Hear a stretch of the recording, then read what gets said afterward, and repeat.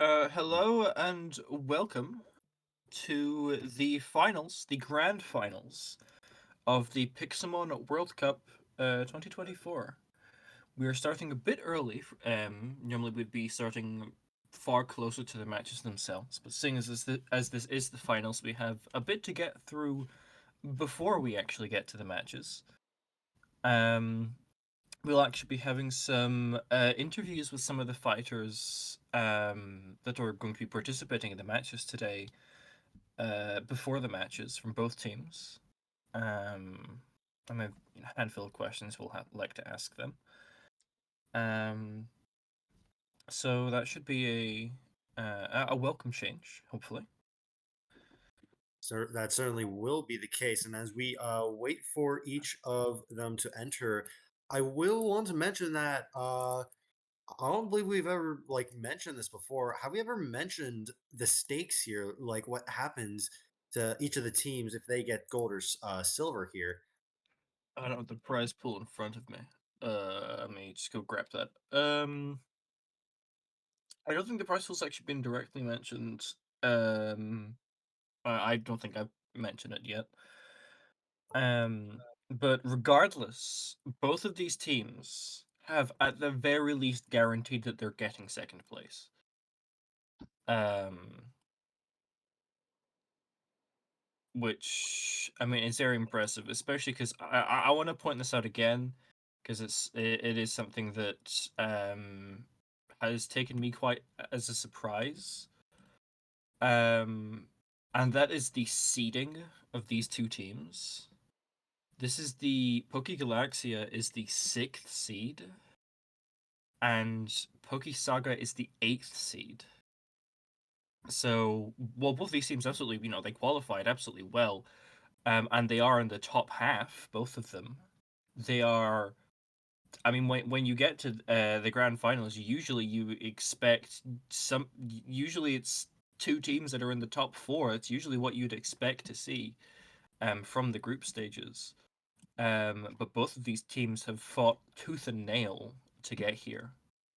Um, and their performances have been really, really strong.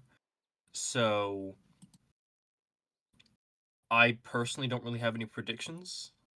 Um, I don't know if you have any predictions, Delta. Certainly, it's a bit hard to say depending on the position. And I do believe we do have some of our Hmm. players here. We are probably going to start with the first interviews, at least in a brief moment. And I'm kind of interested to see how each of these teams are going to do. We've seen them run all kinds of things. Oftentimes, the most common case is balance, but I believe we had actually quite a bit of an upset earlier when I believe it was PokeSaga used Hyper Offense to try and bust through Astral's team. We'll have to see if that works for them a second time. Um, it has mostly been balance across the board, although there has been in the tournament there has been quite a bit of stall usage as well. There hasn't really been that much hyper offense usage, so it has been nice to see when that pops up. Um, Especially because it is such a in your face play style as well. It's hard to, it's usually quite exciting whether it goes well or not. Um, but we do have our some of the members in chat who have been invited for the interview. That being Ruben Pace. I don't know if that's how you pronounce that name. Ruben, at least. Eddie Rock, and also their manager Apollo are all here currently in the audience.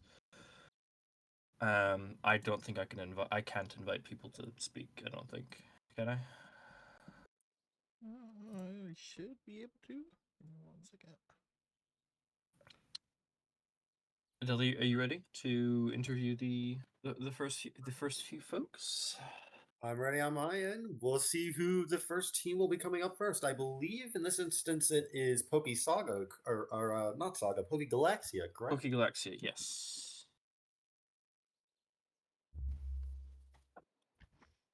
representing PokeGalaxia, joining us in the commentary booth, at least for the time being, is Eddie Rock and Ruben. I believe Apollo is also here with us as the team manager. How are you guys doing so far?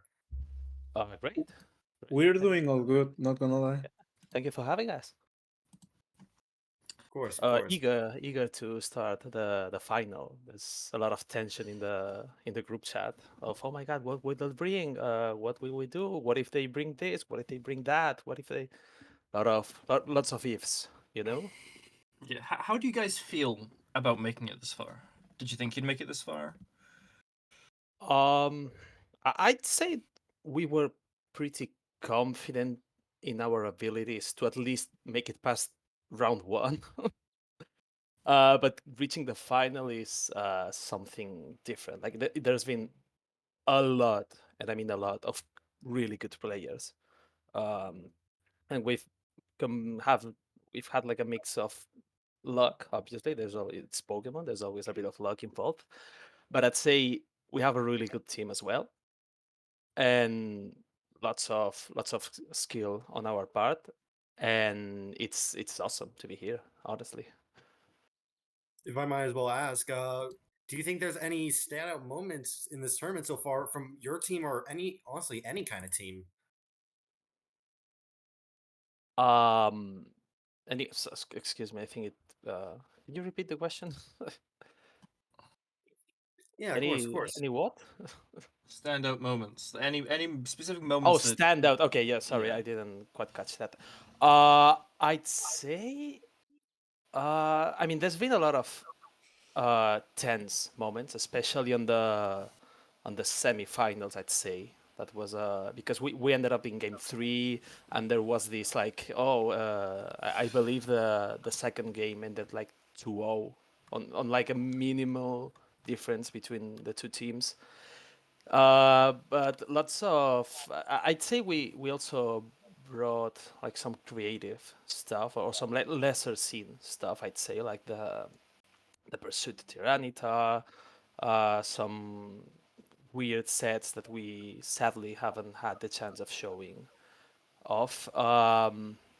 I can't really recall all the tournament. It's been a lot of it's been rounds, a going on lot for of like 2 battles. months now, to be fair. Yeah, it's Um, really long. how do But you yeah, I do remember bits, like just bits of some battles. I was gonna say, speaking of, how do you guys feel about your personal performances so far in the tournament? Are you satisfied with them? Do you think maybe there are sometimes you could have done better, or Well, of course, there's sometimes, there's always the possibility of doing better. You know, that's the first thing you have to know when competing is that you're not perfect. But I'd say I'm, at least from my end, I'm pretty proud of how we've handled the rounds up until now. There's been quite a lot of, especially in the first rounds. There was this time where we were undefeated, so that's something to be really proud of. Not from just my end, but from all the team. They're excellent players. But yeah, except for that week three, I believe it was, when we lost all games, like all of them. But that's life, no? Sometimes you win, sometimes you lose. But overall, I'd say I'm pretty content with our performance, at least up until now. And I take it, judging based on this confidence, I take it you'll likely try to be here next year as well, correct? I mean, of course, it's been a blast. So yeah, I believe that everyone in the team wants to keep participating on the tournament, and if there's one next year, then we'll be glad to join again. do you think you have any predictions going into this final match? Well, as some of you were commentating before, there has been like a rather interesting lack of hyper offense teams during the tournament. So it'd be really interesting to see if PokeSaga is like saving their hyper offense teams for us. We expect to see at least like some balance, obviously, like some like pretty usual safe to play stuff since it's the final and one would like to be safe, of course. But I don't know. There's always the slim chance of them bringing something either out of the box or out of the ordinary, or some matchup that we haven't prepared against and surprising us. So yeah, I don't think we have any exact predictions, but we also predict that this will be very, very interesting to see. I guess this is really the final question we got. If there is anyone from your server happening to be watching the stream, is there anything you would like to say to them right now? Any three of you, by the way. Yeah, sure, by all means. I don't know, like from my end, uh, well, because it's a Spanish, Hispanic, I would say, server. Uh, Vamos a ganar, ¿vale? Y si no lo podemos, al menos sabed que hemos llegado hasta aquí. Uh, which basically translates to we will try to win, but if we don't, at least know that we've reached the finals, like we've reached this stage, and I'd say that's reason enough to be proud of just the team in general.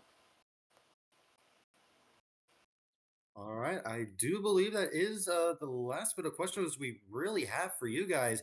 I will say good luck to you in the finals, as both you and PokeSaga have proven to be pretty some pretty major upsets, defeating I don't know if it was you specifically, but I believe you certainly have beaten someone in the top four to get yourself in, I believe, the sixth placement all the way to finals. I won't deny it's impressive. We'll have to see whether or not you can actually maintain that lead over PokeSaga. I wish you and PokeGalaxia the best of luck. Thank you. And of Yeah, course, hope your matches go well. we didn't leave PokeSaga behind. Representing PokeSaga up here is going to be both Ewan and Huntley. How are you guys doing? Oh, Yo. Alrighty. How are you guys doing tonight? Nervous, but I'm doing all right. yeah, Uh, it's a bit dicey. How do you feel about making it this far? Uh, After how we did in the group stage, wasn't sure if we were Yeah, going to get here, but we locked in. yeah, it was a tough group stage. We didn't do great, and then especially our matchups in the round of 16 haven't been easy either against a completely undefeated team, especially. That was not great Yeah. to see, but yeah, we've made it. How do I you feel about suppose your it personal performances so far? Do you think like are you happy with how you've done? Um, or do you think there's maybe some moments where you could have and maybe should have performed better? Or are you fairly Again, satisfied? yeah, sort of same thing. I did lose my group stage battle, but after that, I've been happy. Yeah, got got through the round of 16 with some of my wins being the last, which was always nice. Monthly, how Yeah. about you? I did pretty good so far. I think there are some plays I could have done differently, but I haven't lost a battle so far, so can't really complain too much about it.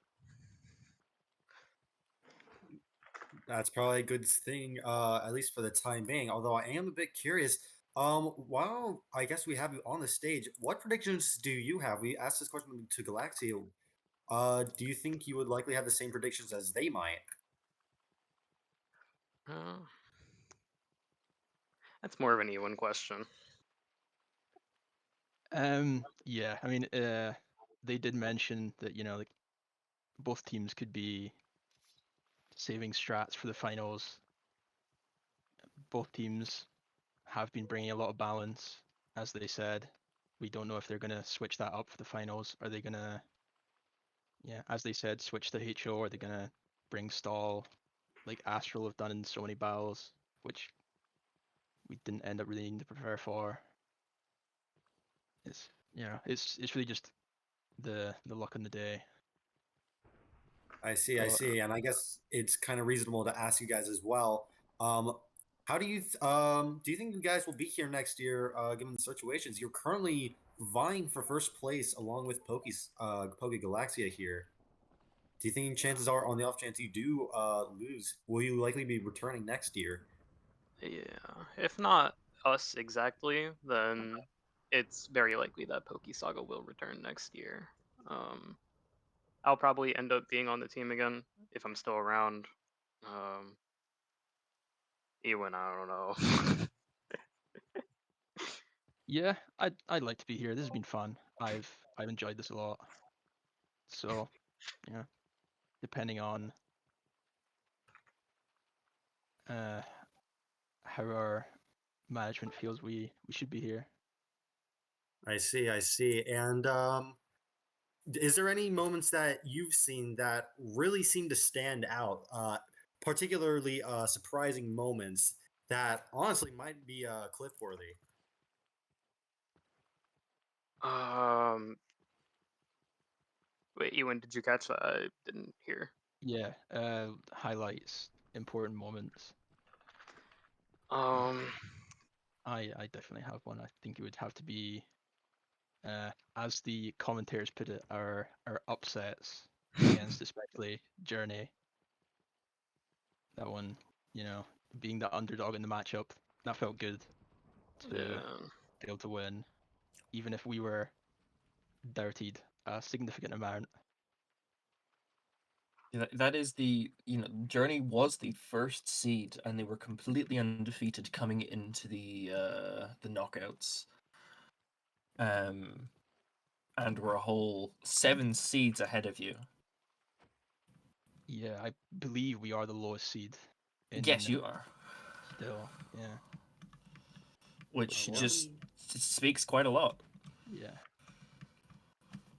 I suppose really Um, the final question we really have for you guys is there anything you guys want to say to PokeSaga, anyone in the stream who is currently watching? You go first, don't we? We'll try our best to lock in. Um, Yeah, thanks for all the yeah. help behind the scenes to everyone involved. And hopefully we can win this one. Would be nice. But just getting here after our group stage run, I'm just glad we've gone through this. well, I wish you both good luck in your upcoming matches, Thank you. Thank you. and hope to see some exciting stuff. That certainly will be the case. So I am interested to see how things are going to go. We've gotten to know each of these battlers a little more, and I suppose it's time to put our inputs into the ring here. Apologies for the slight dog incident. We'll be handling that in just a brief moment. But in the meantime, I suppose it doesn't hurt to put our predictions into play. I mean, I really don't know. These are two teams that have performed really, really well, and statistically getting here was unlikely.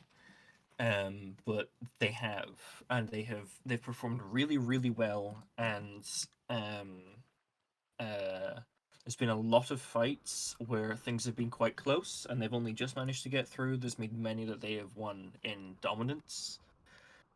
Both teams are very, very comparable. They're very, very. I think they are very, very similar in skill level. I think these potentially will be one of our closest matches so far. If I had to guess, if I had to, the only thing that's swaying me is the group stage performances, in which PokeGalaxia did perform just that bit better with the history they have. I think if I had, if I had to guess, because I really don't know, because these teams are both so similar in skill level. But if I had to guess, I would probably say PokeGalaxia just because of that group stage performance. You say that, but PokeSaga have been proven to be quite an upset at times. You've already mentioned it earlier. I believe Saga knocked out the number one seed, but not only that, Astral as well, who's been kind of infamous throughout this entire tournament. I could very well see PokeSaga pulling something out that will completely stun PokeGalaxia as well as us. Something else I might be considering. We've mentioned a lot about hyper offense. I'm kind of surprised we haven't seen any kind of weather or terrain teams this high up. Oftentimes, rain is one of the most common cores to be ran, especially for a high level tournament like this. That's actually a fair point. I think the last time we saw Weather Team was in the quarterfinals, which was quite a while away now. And I don't think we've seen any. I know we've seen like a couple people using electric terrain. Excuse me, specifically for a couple paradox Pokemon to get that Quark drive uptime more reliably. But we haven't seen any full-blown terrain teams. We've seen multiple Trick Room teams. We've seen multiple Sun teams, loads of Rain teams, and I think we've seen 2 Sand teams. No Hail or Snow teams, but no terrain teams at all. It has actually been quite a surprise. We'll have to see if although chances are, if this is probably the last opportunity we'll get to see either of those Mhm. teams, but with given how volatile both of those archetypes can be if things go wrong, is that something each of these teams want to risk in something like this? I think we're probably going. If I had to assume, I think we're probably going to see balance sets across the board because I think at this stage, I mean, you want to play safe, right? You don't want to lose first place. You don't want to bring risky stuff, right? It may pay off, but it also might not pay off. Um, I think I would not be surprised if we only see balance sets across the board. We may also see perhaps hyper offense might rear its head a little bit. I don't think either of these teams have really utilized stole at all. So if they do use stole, it will be a change. And I don't know how familiar the players themselves will be with that playstyle and how well they'll be able to use it. But I think regardless, I think we're gonna have some great matches here. The semifinal matches were easily some of the best matches we've had in this entire tournament. And these are the 2 winners of the semi-final matches. I don't predict a like easy 2-0. There could be a 2-0 here, but it's going to be hard fought. I don't expect an easy clean out here.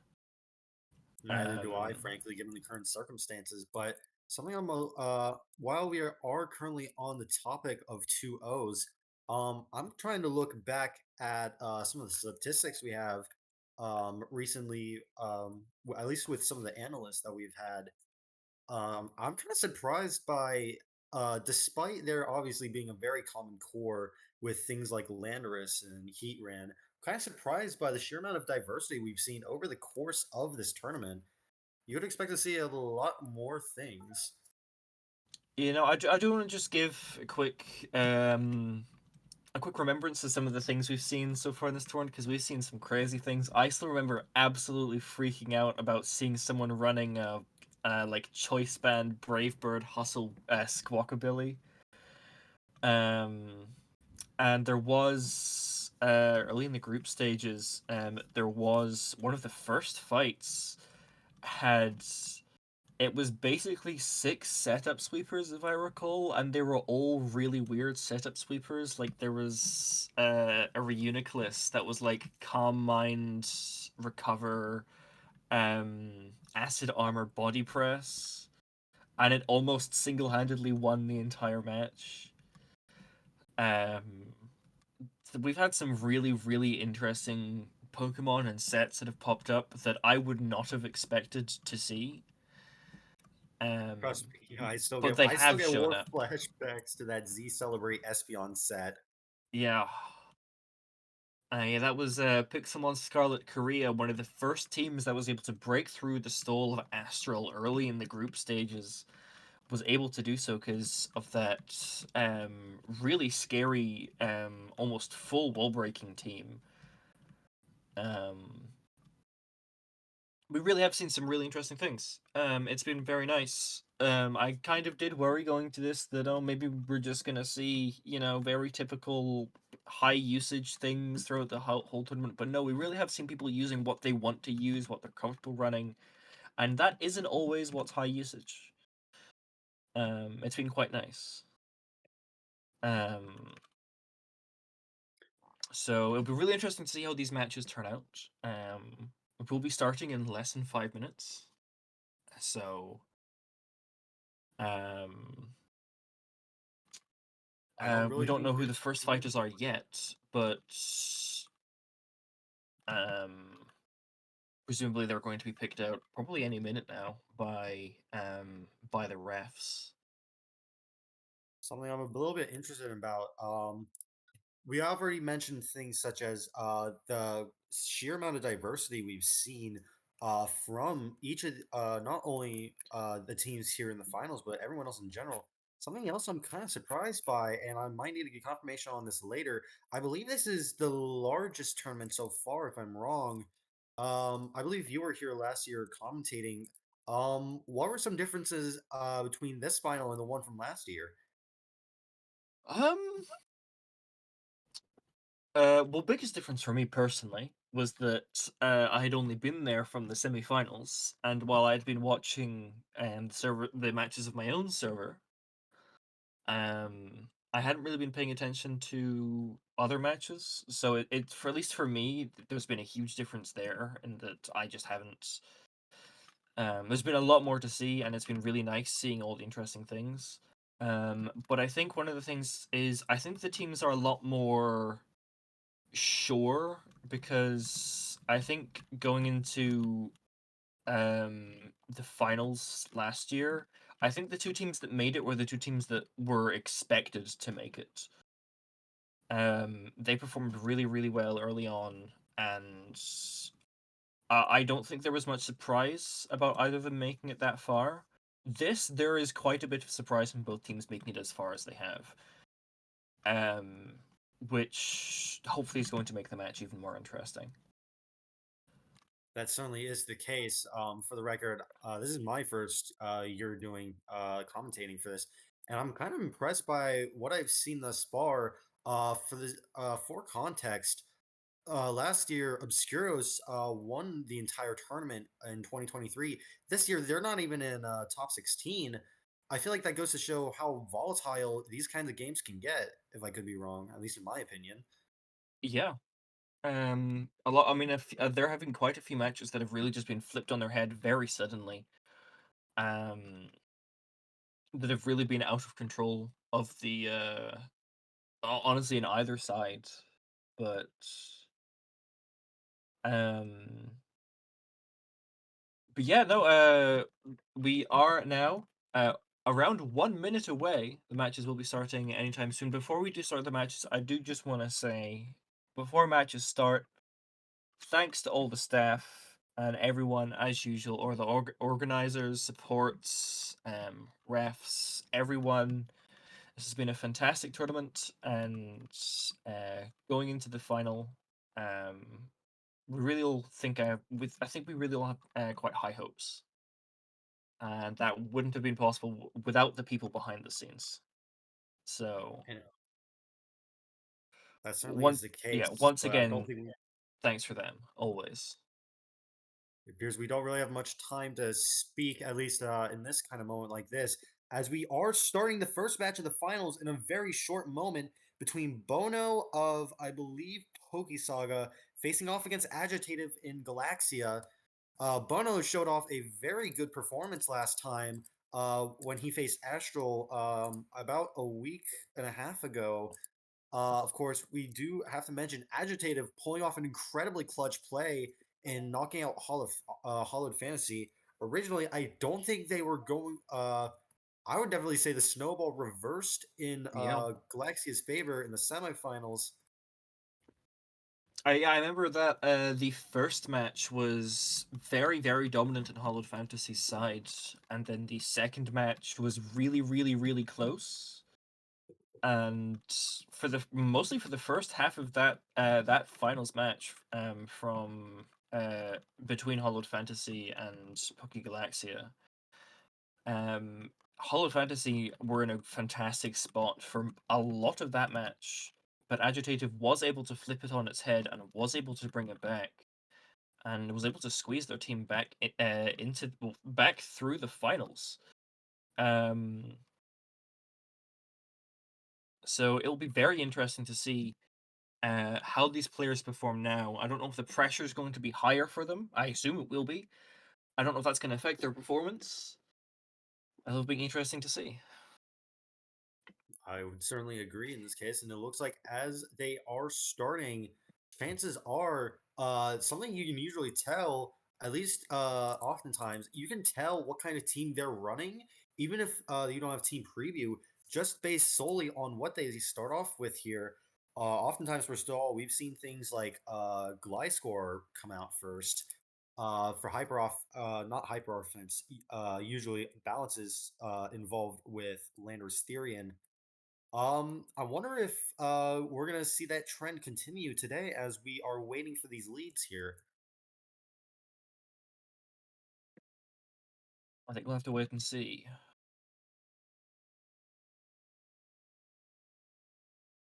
And so we are left to wait here. Um, Interestingly enough, sending in arguably some of their best players first, trying their best to get that lead. Although in this instance, it's about hard to say who directly has the advantage. Bono, of course, showing a fairly strong showing, but Agitative coming in clutch in the past. We'll have to see. What is going to happen in this situation, as I believe if I'm doing my best to run these different kinds of teams. Oh, I do not have much time to speak as Ting Lu comes out on Agitative side, and Mega Deontay likely showing up in at least in the instance of Bono's side here.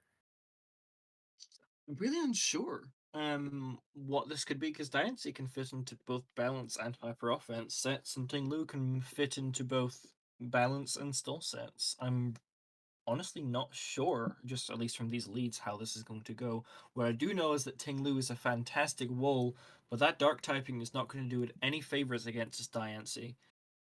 Um, Diancie is a really, really, really hard hitter.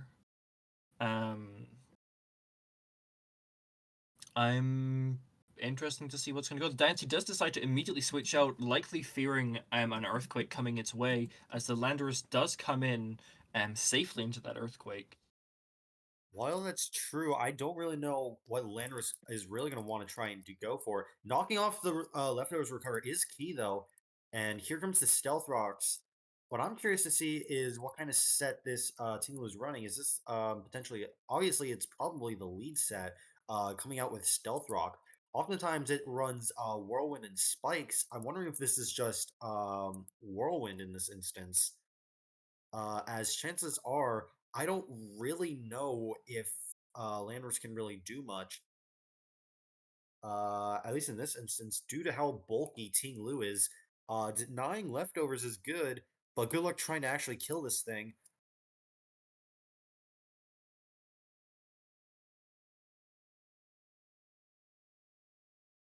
Yeah, I don't expect this Landorus to stay on field for long. Just because there's not. I mean, Tinglu losing those leftovers is potentially going to be quite important. Oh, Tinglu actually goes for the Ruination as Landorus clears those Stealth Rocks. Revealing that Ruination might make this Landorus want to think twice. And may not want to stay in for a huge amount of time, as it probably would not appreciate taking one of those. while that is true, Landorus is very much capable of going for a U-turn here. Only problem The only problem, really, as far as I can tell, is that nothing wants to switch into a Ruination. Mm-hmm. And chances are, uh, even if Ting Lu is fairly strong, choosing to bring in the Corviknight likely, as Landorus tries to go for an Earthquake, interestingly enough, choosing to not go for U-turn and risk that ship damage. However, Corviknight likely able to wall this. I don't really know how much damage is really going to be capable of dealing here, and knocking off Leftovers recovery will likely be pretty rough, even if it's Rocky Helmet. And it looks like it is Rocky Helmet. That is any kind of ship damage permanently removed from this Corviknight, as it takes its own Rocky Helmet damage from the Landorus. I'm kind of curious to see what Agitative chooses to swap in here. And I'm looking at the predictions now. Things are very much going in Galaxia's favor with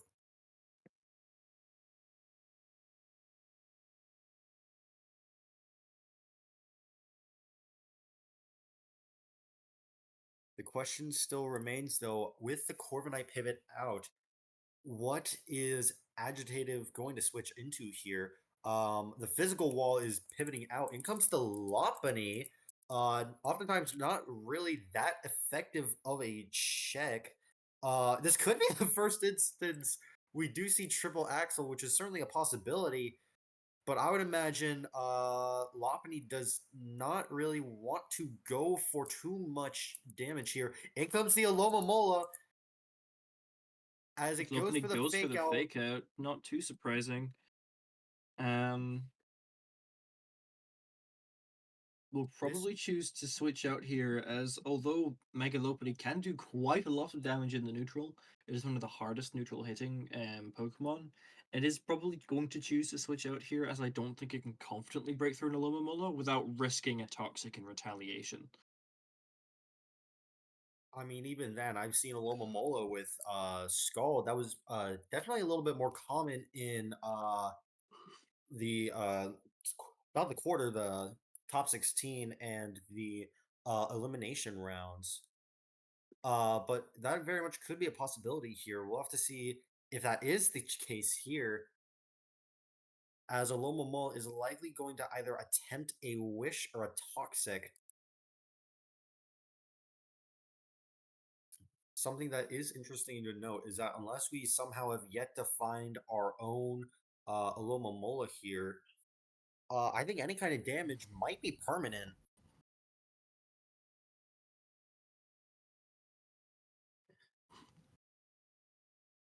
Something I'm kind of surprised to mention is that we've had some nerfs over time to this kind of defensive play. I'm surprised people are still using it this effectively. Alomomola going for the Wish.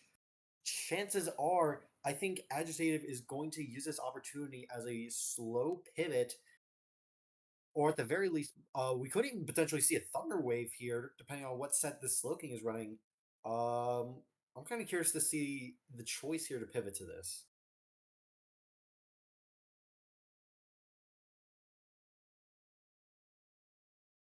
I'm unsure. Keep in mind, both players do know what each other are using. They do have previews behind the scenes. So, it is very possible that both players are currently thinking about pivoting out and trying to, knowing their opponent is going to pivot out as well, trying to predict what they're going to switch to. And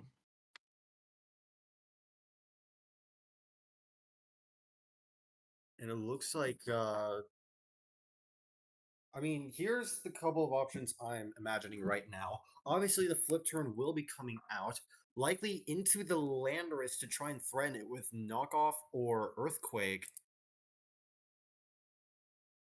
But is that something you want to do? As there we go. Slowking Going sends for up the toxic spikes. We do already know that this Landorus does have defog and will also threaten this Slowking out the field. So may very well be able to go for a safe defog here. That is that certainly is an option, but I've still yet to see I'm still yet to see anything that can really threaten Landorus by a considerable margin. The only exception I might have seen was that Lopunny, but even then, if it's not running certain moves, I think Landorus could safely either pivot out or go for some pretty hard damage.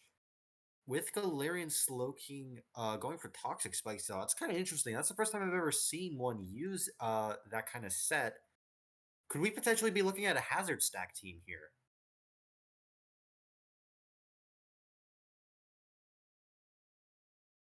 I think that might be the idea, but I mean, Hazard Stack only works so well against Pokemon that can just completely remove them. We see the Corviknight coming back on field as Landorus goes to pivot out, bringing in the Slowking back in. There won't be a huge amount this Corviknight can really do against the Slowking. As if this Slowking is running a Thunder Wave, Corviknight is potentially in risk here. As that's not really something you want to have from a defensive pivot like Corviknight. You don't want to have that reliability reduced by Thunderwave. I don't think the speed reduction will matter too much, but that reliability reduction with potentially getting paralyzed every turn would really cripple a Pokemon like Corviknight. Corviknight goes for the Roost. Slowking does go for the Thunder Wave. That is pretty bad in this instance, as that likely could deny pivots. That could also potentially deny body press as well. Getting a paralysis on a bulky mon that can't remove it, like something like say Blissey, getting paralysis like this could be huge.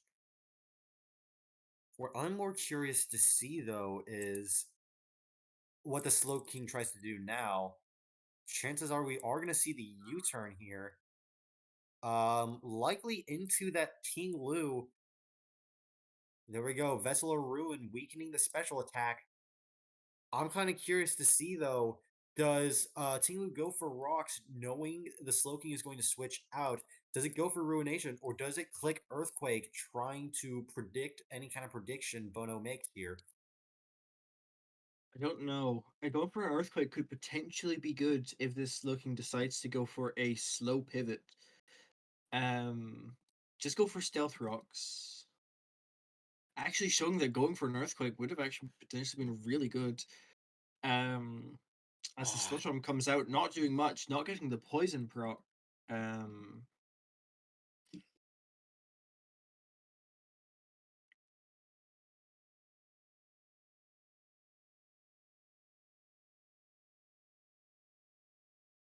This is going to be an interest. This is actually going to be a very interesting turn here. Obviously, the rocks are up, but this is very much an agitative score right now. Earthquake would probably cripple this Galarian Slowking, preventing it from safely coming in. However, chances are this might be a hard pivot out. What I'm curious to see is what Bono chooses to swap into here, as I highly doubt something like Mega Deontay is safe.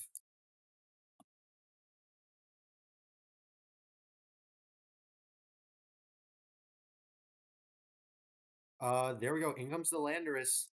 As Team Loop goes for the Whirlwind, and Forcing Slowking as the is Slowking does come back in.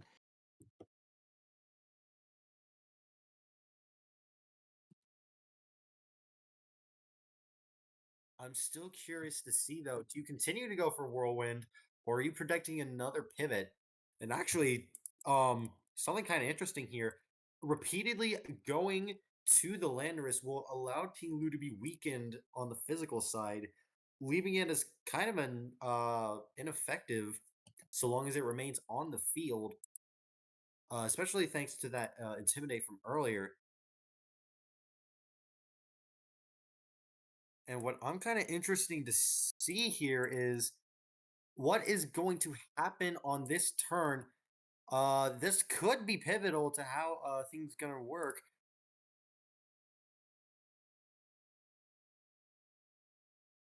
This format is a slightly modified version of National Dex, Gen 9 National Dex OU.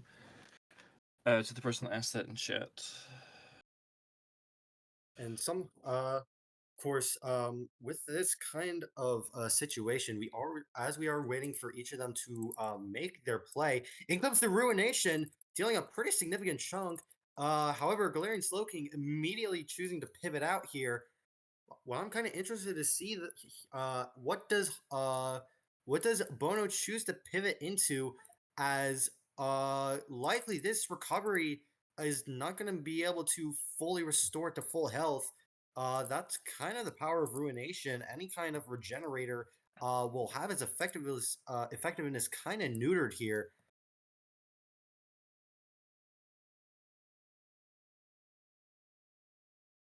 There we go, choosing to bring in the Landorus once again. Tinglu's attack is beginning to drop more and more. Are we going to see potentially an Earthquake or a U-turn come out? Landorus goes for the defog to remove the Stealth Rock hazards. As the second Ruination miss against that Landorus, that's really unfortunate, as the only way this Landorus can recover health is through that Wish Pass from that Alomomola. Having both of those Ruinations miss against this Landorus is really unfortunate. That certainly is the case here, but obviously U-turn on a turn like this could be pretty helpful, especially in chipping down the Tinglu even more. Likely going to be able to get it into the range of something like, say, that Mega Deontay, but I want to see how much damage potentially, if this is a risk, it could be a risk well worth it. Pivoting out into that Mega Deontay, if you go for a Moonblast, I don't know if it'll KO, but it'll certainly do a lot and certainly force a ton of pressure on the Tinglu. What I'm curious to see, though, is what choice Bono makes instead. Landorus going for the Earthquake, as Ruination comes out once again, dealing significantly less thanks to the amount of chip Landorus has taken. Landorus likely going to try and remain on the field for as long as it can, doing its best to bring this Tinglu down to a significant margin. I'm not certain if we've seen a Alomomola on Agitative's side yet. If that's the case, this Tinglu is looking incredibly dangerous right now. In comes the Alomomola, as likely this is going to be a Wish Pass. A very good read on Agitative's part, going for the Stealth Rock. And what this is going to be a little bit scarier in this instance, as chances are you really don't want to have a Ruination land on a Lomomola like this. Any kind of health it has is incredibly important. I could be wrong. I don't think it is running max HP unless I have my math wrong. That makes me kind of curious as to what this set Alomomola is in fact running. Likely this is going to be a Wish. What I'm more curious to see is, in this instance, is this Tinglu going to go for the Ruination, or is it going to go for the Whirlwind, potentially trying to get the read? The question still, and this is a tough case to try and decide.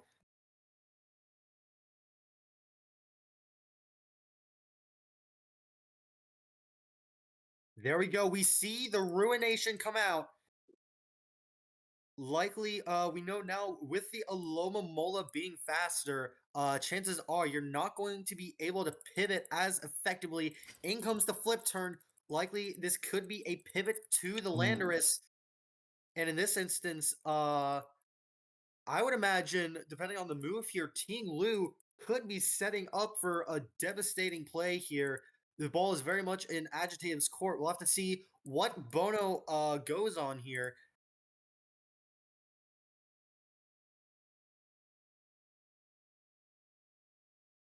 As we wait for Bono's turn, what do you think is gonna happen next? In comes the Landorus. Oh! Let's see the Whirlwind again, bringing in the Melmetal. This is actually not fantastic on Tinglu's part, as The Tinglu is very low on this, so Melmetal likely can break through the amount of health it has left. While that's certainly true, being able to whirlwind out the Landorus and denying that wish recovery means that Landorus is effectively crippled. Likely, it won't be able to switch into anything without dying from a combination of Stealth Rock and whatever attack it's trying to pivot into.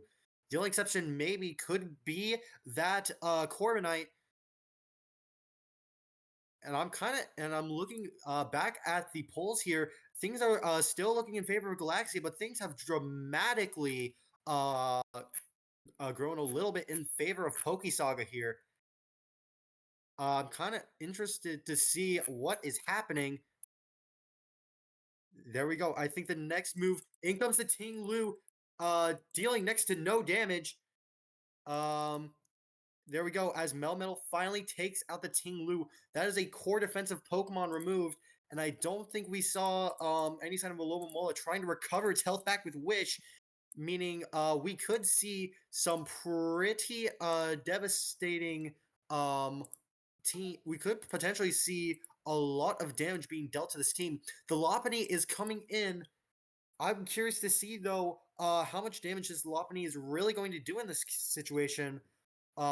Fake Out is likely going to hurt not too much, but keep in mind that will allow Lopunny to go for a close combat, and any kind of damage on this Melmetal is likely going to be incredibly effective, potentially even taking it out from this range.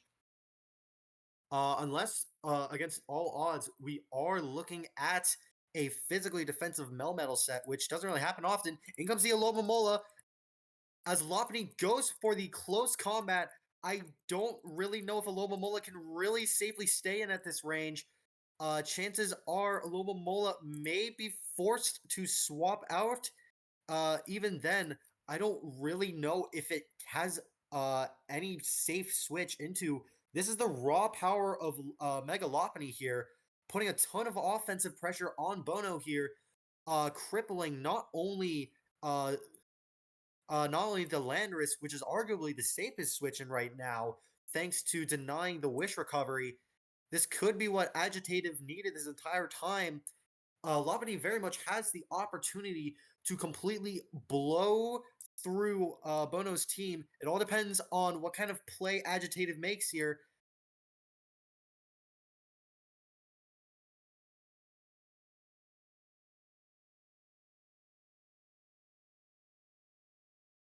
And this is going to be interesting. Alomomola goes for the protect. That's not really going to help too much in this instance, although it might help with determining what move Lopunny's going to go for. It goes for the return. Chances are, I don't really think it's going to remain as return, as chances are we could see a close combat come out next, maybe potentially a U-turn. The question still remains, though, is there anything Bono can do except sack one of his Pokemon? I really don't think that's the case here.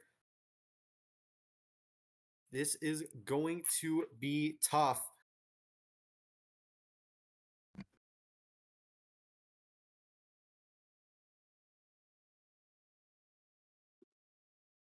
And it looks like we do see the pivot, this time into Galarian Slowking, who takes a ton of damage from this oncoming return. Slowking usually more of a specially defensive pivot than a physically defensive one. I really don't think there's anything you can do but sack the Slowking here. I don't really know what else is left that can safely take on the Lopunny here. And with Galarian Slowking dead, the only option Bono really has is if on the off chance he has something that is faster, which given this current situation is looking incredibly unlikely. And it looks like a Alomomola is once again brought back out. What I'm a little nervous to see though is how much damage this Lopunny is going to be doing. Would it be enough? We could potentially. I could be wrong. I'm a little more confident in this Alomomola. If it does somehow survive, given the amount of close combats that have been dealt, I am suspecting a flip turn could be enough to KO here. It's a bit of an uncertain case, though. There we go. We see the close combat. Alomomola survives as Alomomola goes for the wish. Likely this will allow Alomomola to go for the protect and restore a ton of HP back. But the problem is, do you want to continue to go for wish and protect, knowing at any moment you could risk a critical hit, and at any moment, once that critical hit lands, this Alomomola is done for. I do also want to say, with living that and with that wish coming out, it's actually quite a good choice, as you do get that additional close combat defensive and special defensive drop, meaning that if you do bring in something that is faster or will be able to survive a hit, you're just bringing yourself in a fantastic position to threaten this Lopunny. The more close combat you can bait out of it, the more likely it's in a position that it can be immediately taken back out. That certainly is the case, but as Alomomola likely goes for the protect here, wish stalling out and getting rid of as many wish power points as possible could be the difference here. Depends on the situation. Darkrai is being chosen to pivot in. I'm curious to see what Agitative goes for in this instance. Likely we could be seeing potentially a nasty plot in this instance. I will say, as the Mega Lopunny remains safe, I don't really know what this Darkrai is going to try and go for. We could see just a Choice Scarf Dark Pulse. I think the Darkrai may have come out expecting the Landorus to come in with that Wish Pass and also the Intimidate as well on that Lopunny. With the Darkrai coming in, able to threaten it with Ice Beam, but no Landorus came on field. That Alomomola is staying in. I don't know how much damage this Darkrai can do. I would likely imagine a lot in this instance, as Darkrai is a fairly powerful special attacker, and Alomomola, despite its incredible HP and physical defense, kind of crumbles under most cases a special offense. What I'm a little more interested in is what this Darkrai goes for. This will likely determine what kind of set is running. If we see the Hypnosis, we know it's Nasty Plot. If it is the Dark Pulse, we know Choice Scarf is coming out. And I don't believe we've seen anything yet that can outpace a Darkrai.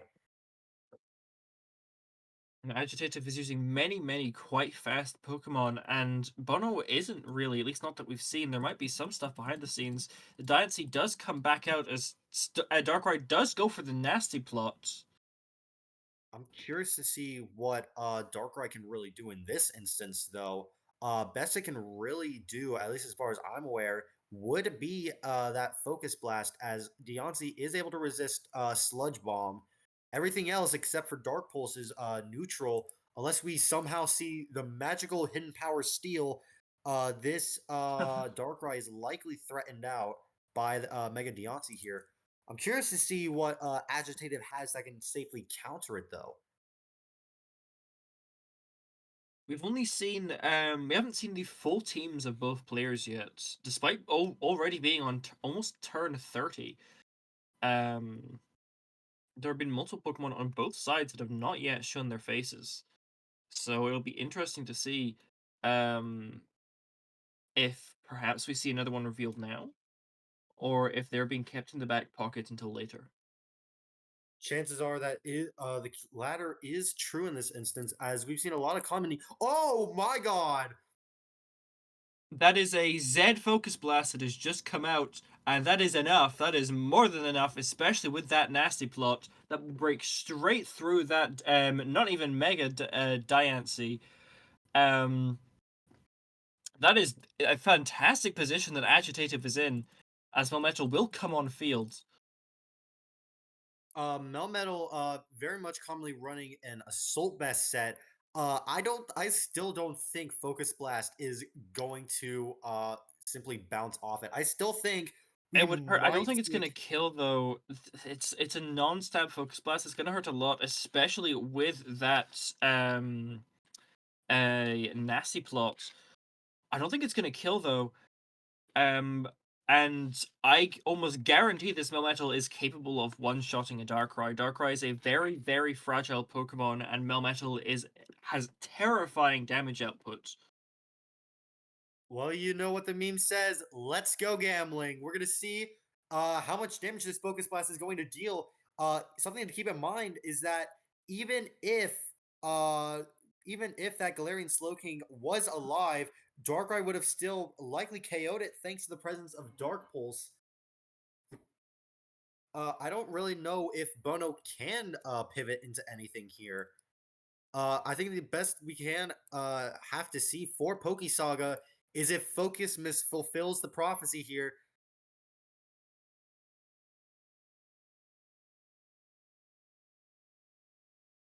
Chances are, I think we're looking at 70-30 odds. Going for the Dark Pulse instead, trying to be secure as Melmetal goes for the double Iron Bash, immediately KOing the Darkrai here. It does bring that Melmetal very low, though. Absolutely in range of being revenge killed. And remember that Megalopony is still alive and well. And we saw with that Mega Diancie going down, there is less and less on Bono's team that can stand in front of it confidently. That is true. I definitely can say in this instance, Agitative has a heavy lead here. We might just see a full sweep here by Megalopony. Close combat likely going to be dealing major damage, even to a Lomomola here. Ooh, I could be wrong though. That's not quite enough. Bono might be able to handle the Megalopony here. I think Actually, keep in mind, looking at that Rocky Helmet damage as well, there's only so many more times that this Lopunny can hit that Alomomola. I won't deny that's true. Something else to keep in mind. Alomomola can perfectly keep itself healthy. I think the only chance we see this Lopunny able to break through is if we see a lucky critical hit.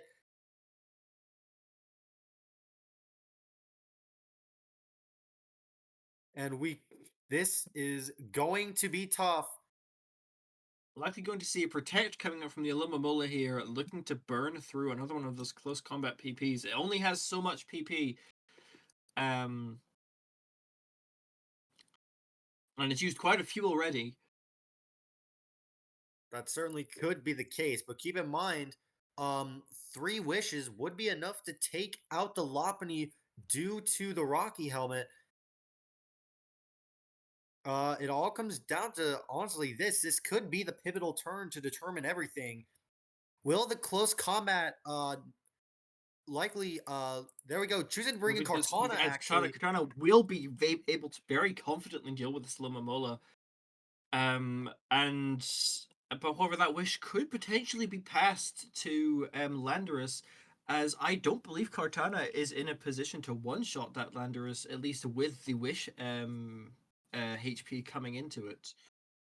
I'm more curious to see what happens, at least in this next moment, as we wait for Agitative to make their play. There's a lot of options that could happen here. Leaf Blade would likely threaten the Alomomola and the Landorus Therian, but keep in mind that Melmetal is still alive, and if Agitative makes the right play and goes for something like Sacred Sword, that Melmetal is gone, and with it, a good amount of good amount of pressure on Bono's side. This is still a little bit too close to call, at least at the current moment. And what I'm kind of interested in seeing is what Agitative goes for here. Wish will likely allow for something to be healed up by a pretty significant margin. The question still remains, though, is it going to be the Alomomola, the Landorus, or that Melmetal?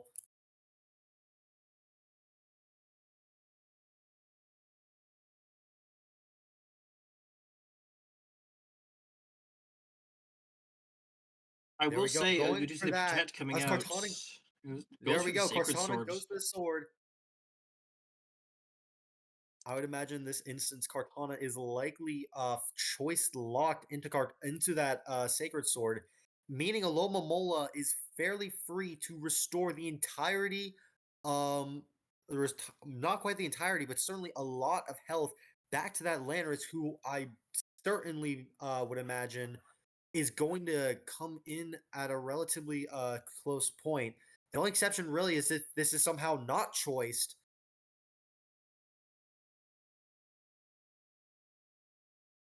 And it looks like this is when we decide whether or not that's the case. Everybody, keep a close eye on what happens here.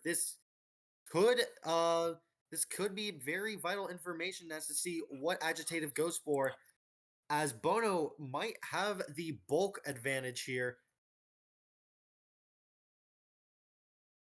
I guess something interesting is that Bono obviously has a far more defensively focused team here. It even seems like it might be a semi-stall team.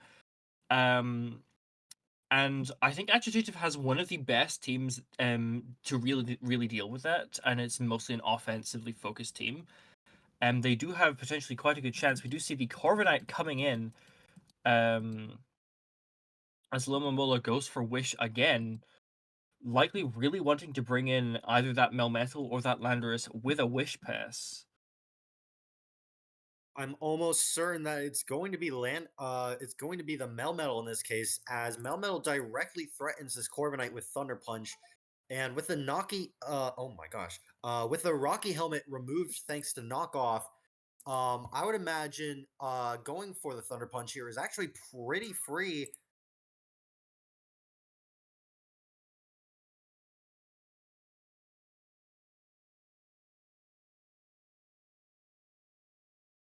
This is going to be a tough choice to make for Agitative, as with this next wish, unless we see something happen here, we could be looking at a pretty we could be looking at a very dangerous situation.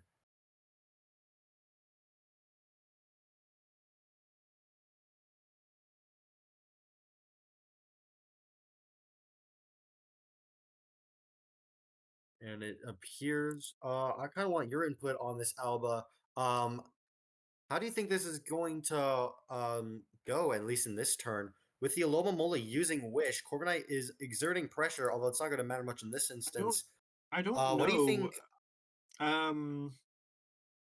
Lomomola goes for the Toxic, expecting the switch, but no switch comes out. As we do see Corviknight going for the U-turn, I was just about to say, if this is an Iron Press Corviknight, that could actually potentially, depending on when you use Iron Defense, if you use it before the Melmetal comes out, you're actually potentially in a position to Iron Defense roost through the Thunder Punches, but that will not be as easy with that paralysis. We do, however, see the Galarian Slowking coming back in.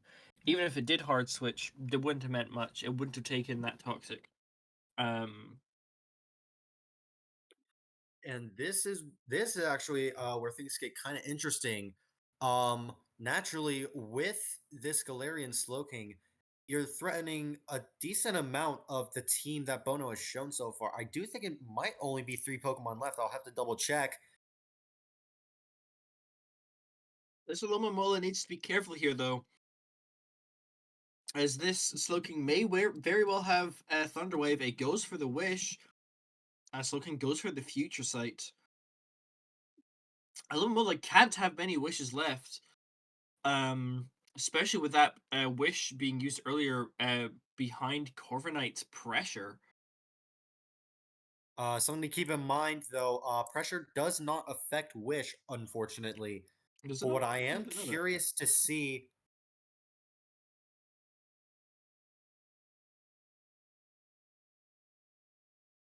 This could be the difference maker here. Going for Wish, at least in this turn, if Slowking I believe is slower in this instance. What? There we go. Here we have the flip turn. Likely going to be pivoting into either Melmetal. There we go. Slowking laying Toxic Spikes, finally allowing the Landorus to get a little bit of extra breathing room. Likely this is going to be the defog.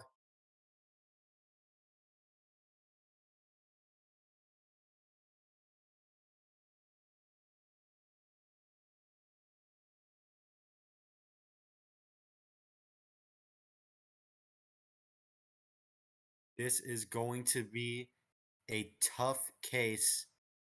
Landorus likely free to go for as many earthquakes as it likes. With the Lopunny at low health and the Darkrai, I'm pretty sure fully dead. I don't really know what is left.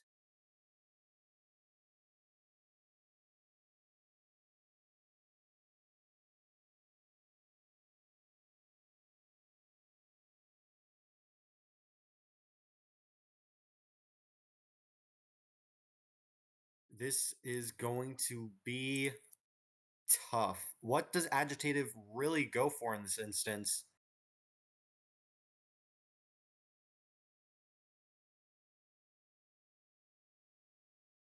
There we go. Corviknight brought out as Landorus is able to land the defog. Landorus taking a pretty respectable chunk from the future sight here as Corviknight is brought in. As long as Corviknight remains alive, I don't really know if there is much Bono can do in this instance. Going for the U-turn, allowing Landorus to pivot out, likely back into the Alomomola, as a little bit of extra chip damage is dealt to the Corviknight. As Galarian Slowking is brought back in, likely trying to set up another future sight. As a Lobomola goes for Wish.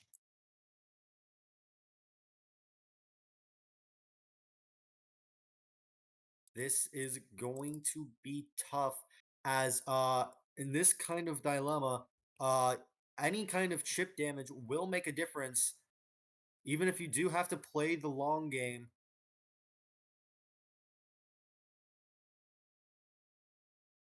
I'm really curious on how many wishes that Alomomola has left, as that could really be a decider.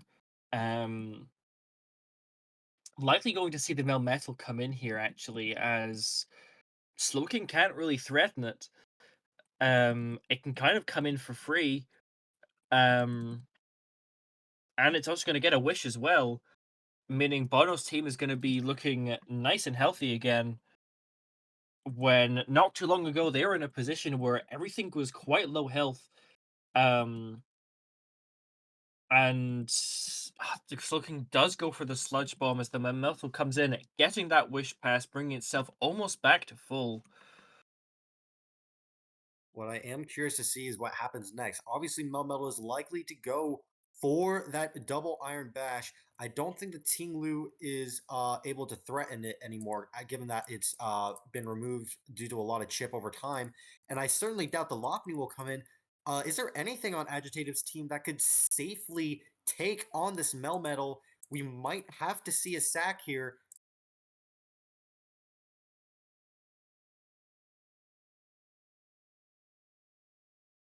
You see the Corviknight coming in as the Thunder Punch comes out, doing a huge amount of damage.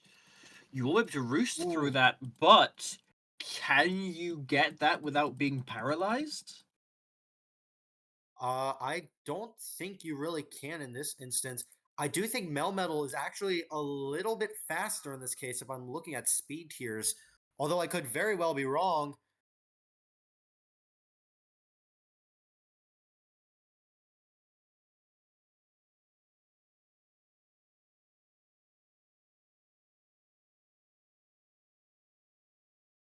I do think Melmetal is slightly faster when it's paralyzed here. We could just see an outright KO against the Corviknight here. The question is, what does the Melmetal want to go for in this instance? Do you want to click Thunder Punch, or do you want to try and make a risk here?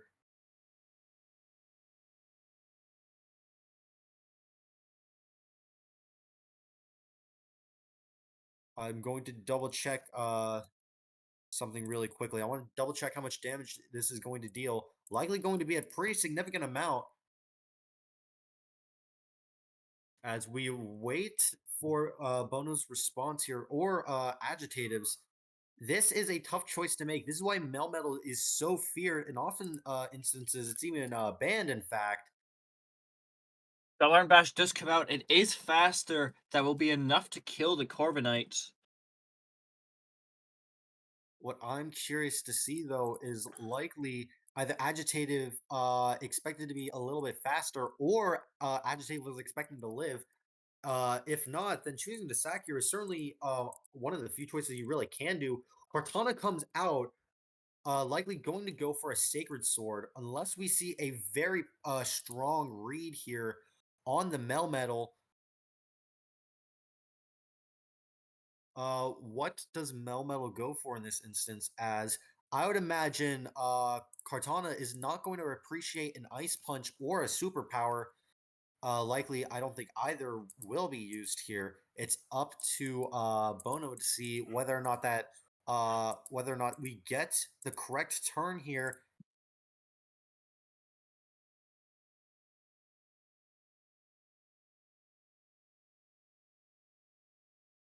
I would imagine in this instance, there we go.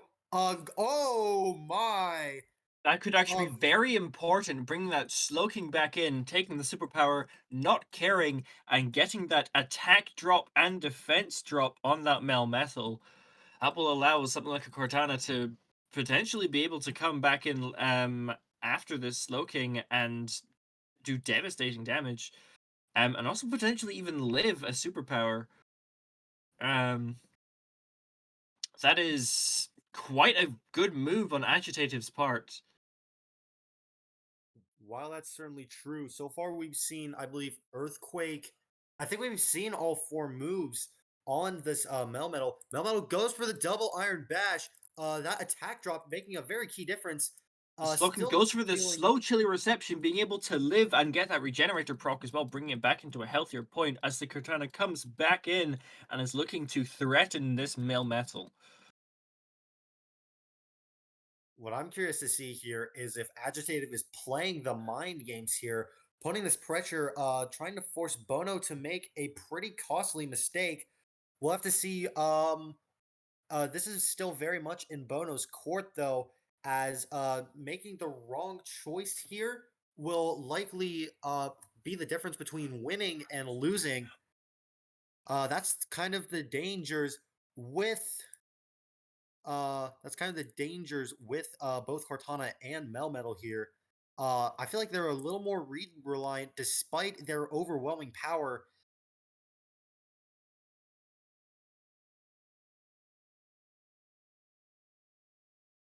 Also, that's our builder just as a reminder to us in chat. I completely forgot about that. Whoever wins these matches, by the way, gets to keep this really lovely arena.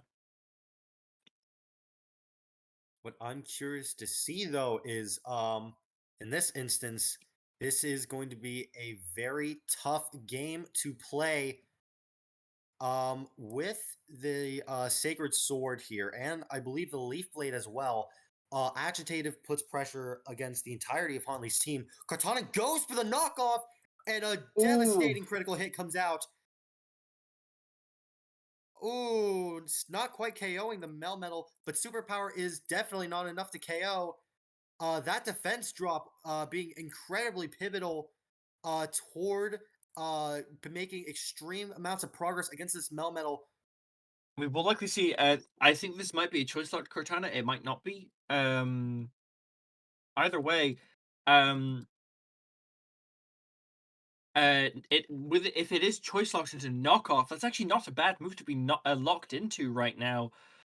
As that will obviously be able to kill the Melmetal, and will that's not something you want to be hit by as a Landorus or a Lomomola either. Especially with the attack boost that this Cardana is likely about to get from killing this Melmetal. We could be wrong though. The question, chances are, I don't really know what's gonna happen next. Obviously, if Aloma Mola comes in, knocking off that Rocky helmet is gonna prove to be incredibly helpful. In comes the Landorus though, as Taking the knockoff knockoff, deals a almost going down. Cortana will be faster here. While that's certainly true in this instance, something to keep in mind is that chances are we might be seeing that Melmetal again.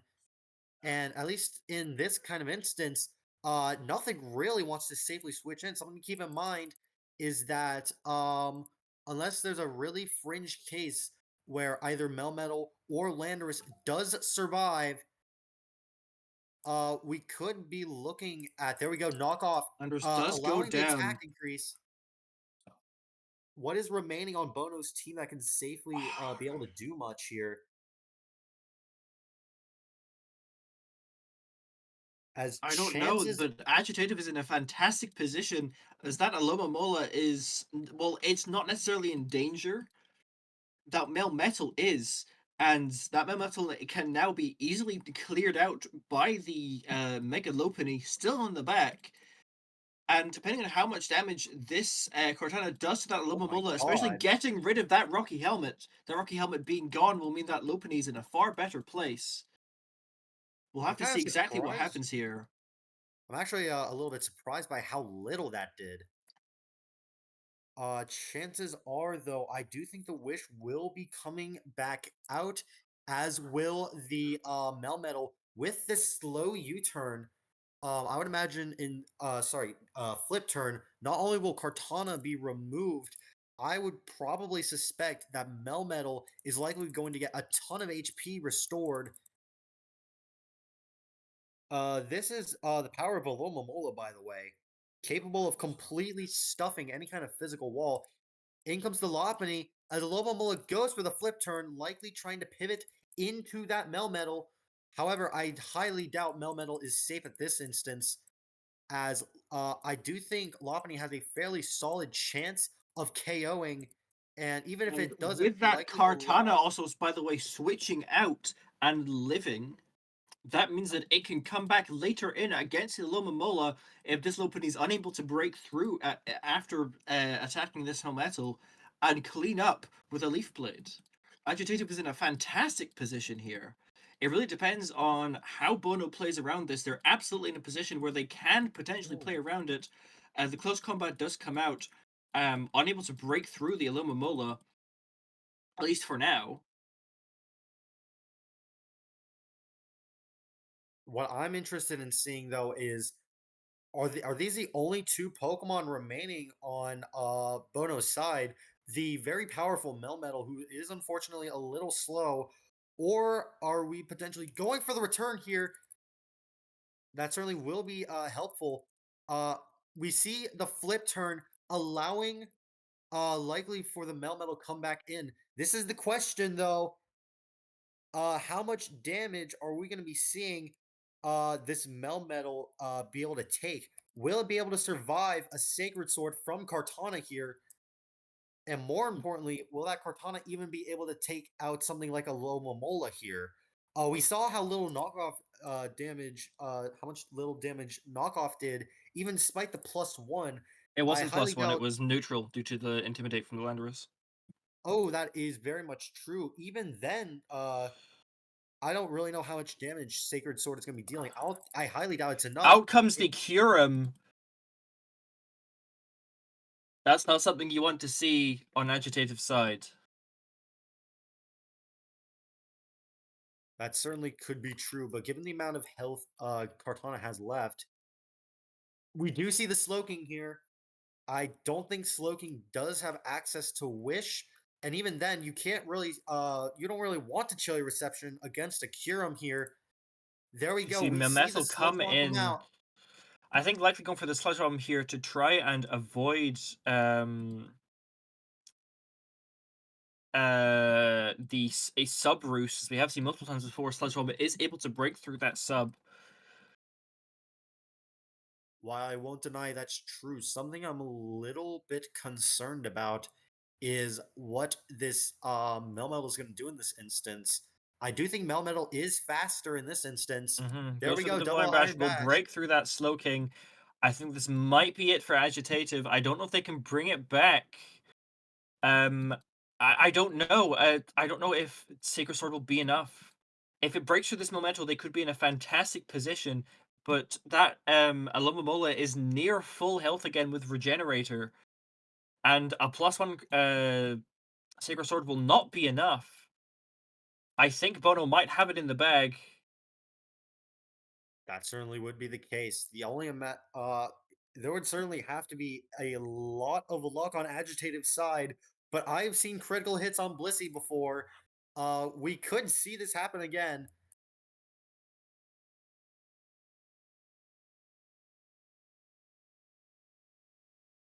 It is up purely to chance here. Will Agitative somehow be lucky enough to completely clear through the Melmetal, through the Alomomola, and through the Kyurem? It's a bit hard to say for sure.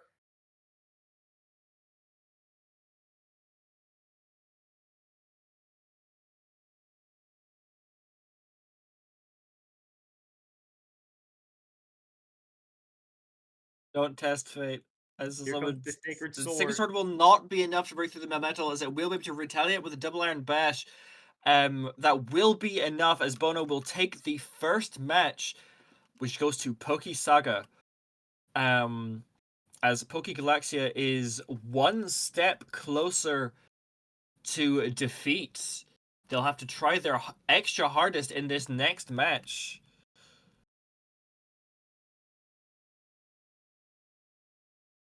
This is going to be interesting.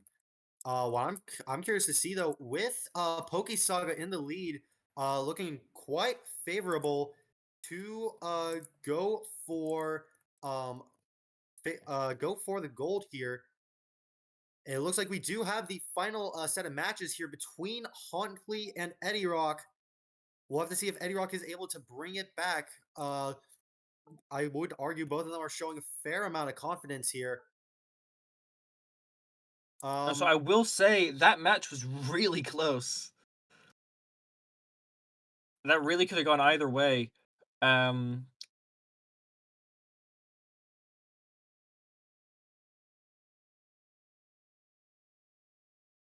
course, it still remains to be seen, though.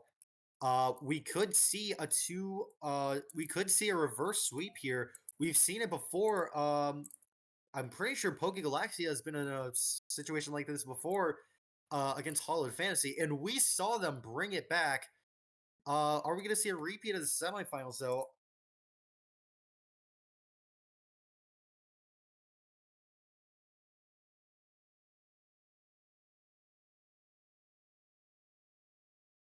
This is going to be interesting. Keep in mind, everyone, with this 1-0, I would imagine PokeSaga are looking a lot more confident. They might be taking a little more risks. It's a bit hard to say for certain whether or not that'll actually be the case, but we could see some normal plays that could be wildly unwise, yet somehow work.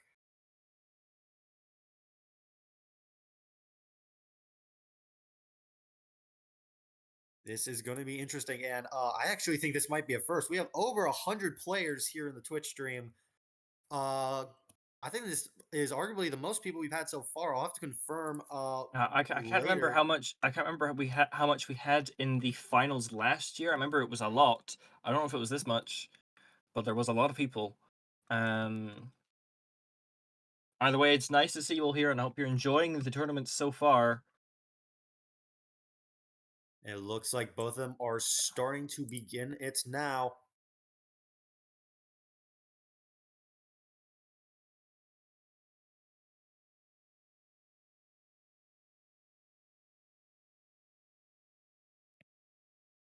And this is going to be interesting. Last time we saw both of those very bulky teams. I wouldn't really say stall, but definitely more on the defensive side. Are we going to see vastly different gameplay here? It's a bit hard to tell.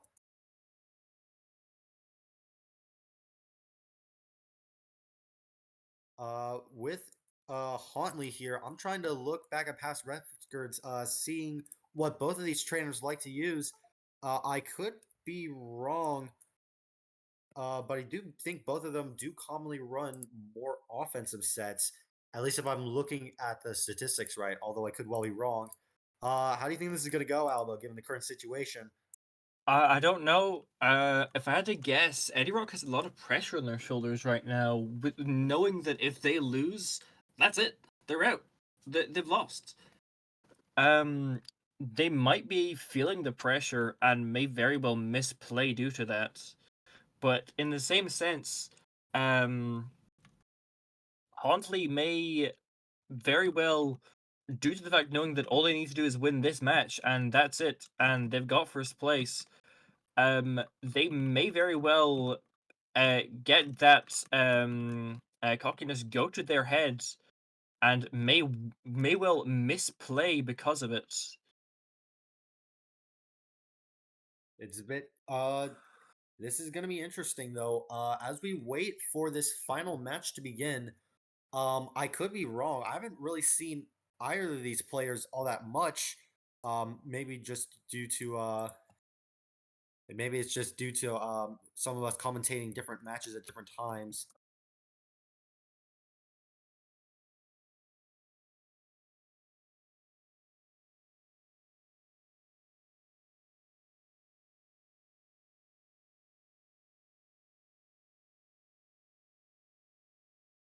It appears we might be having a little bit of a kerfuffle. Sometimes this happens even all the way up in finals.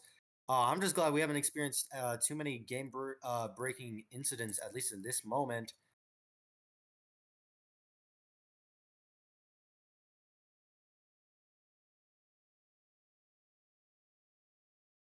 It appears Hauntley was never brought And neither was Eddie quite brought Rock. in I yet. think I'm gonna have to rerun the thing. It's fine. Minor technical difficulties. It's fine. Nothing too drastic. Luckily. This is gonna be interesting. I will say PokeSaga very much in favor to win. I'm gonna have to double check the predictions if they have begun.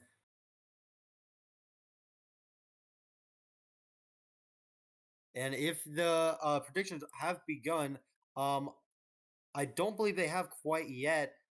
When that happens, chances are we're probably going to see a pretty big spike in PokeSaga votes. We'll have to see whether or not PokeSaga is able to ride that tailwind all the way to the victory. As we is there anything you really think that could happen in this situation? Naturally, we saw two fairly standard balanced teams.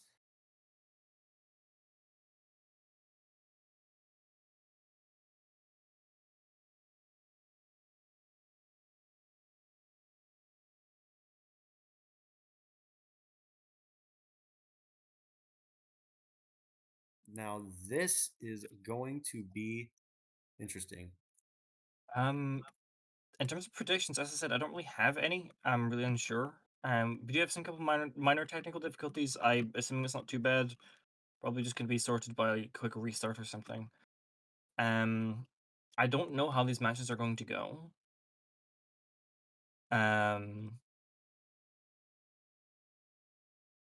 I'm trying to remember, but I don't really recall what these players have used. I don't think I've commentated a match with Hauntley in it. I know I've commentated multiple with Eddie, but I can't recall what they used. It's been so many matches.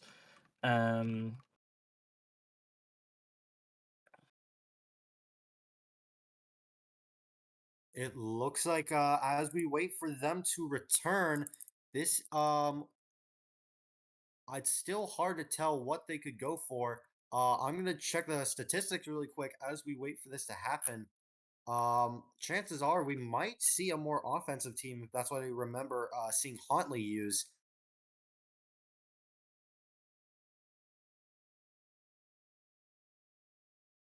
At least looking at it for now, I'm gonna double check here in just a brief moment. Uh, Alrighty, there we go. I'm checking PokeSaga, at least at the current moment. Things are looking pretty interesting, at least at the current moment. At least if we start looking at things like PokeSaga's team, I've seen past things like Heatran, Corbinites, Habu Lele. I'm surprised we're not seeing Tapu Lele at least this high up. Although given the lack of priority, it does make a little bit of sense.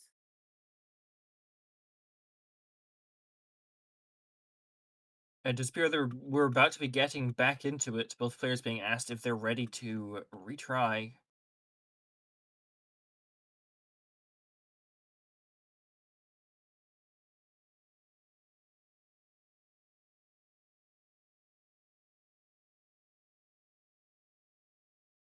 It looks like Eddie Rock is ready. We're still waiting on Huntley's response here.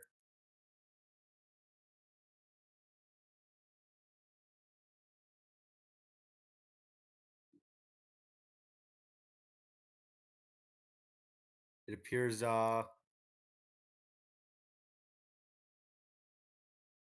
appears Huntley might be having some issues, might be on the technical side. I'm kind of curious to see what's happening right now.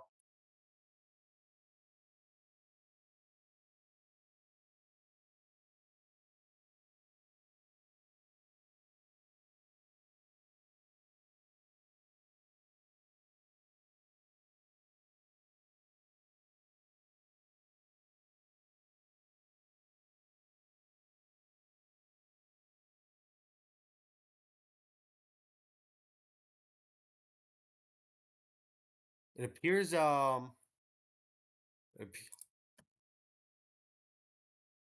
appears we are currently they're having some discussions in the back over some technical issues.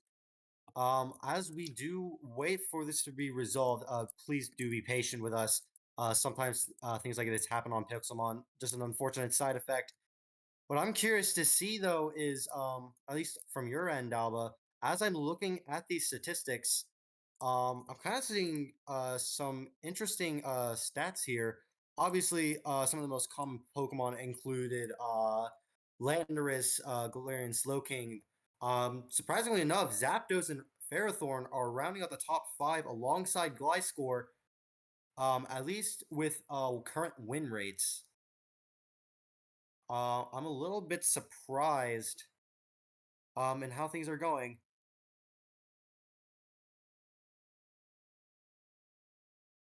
And I've it had to appears assume that honestly, that Statbus and Ferrothorn statistics is possibly just riding off of the amount of rain teams we've seen so far. As aside from just like the general, like like Tapu Lele, Heatran, Landorus teams that you see, rain teams have been the most common teams we've seen in this tournament.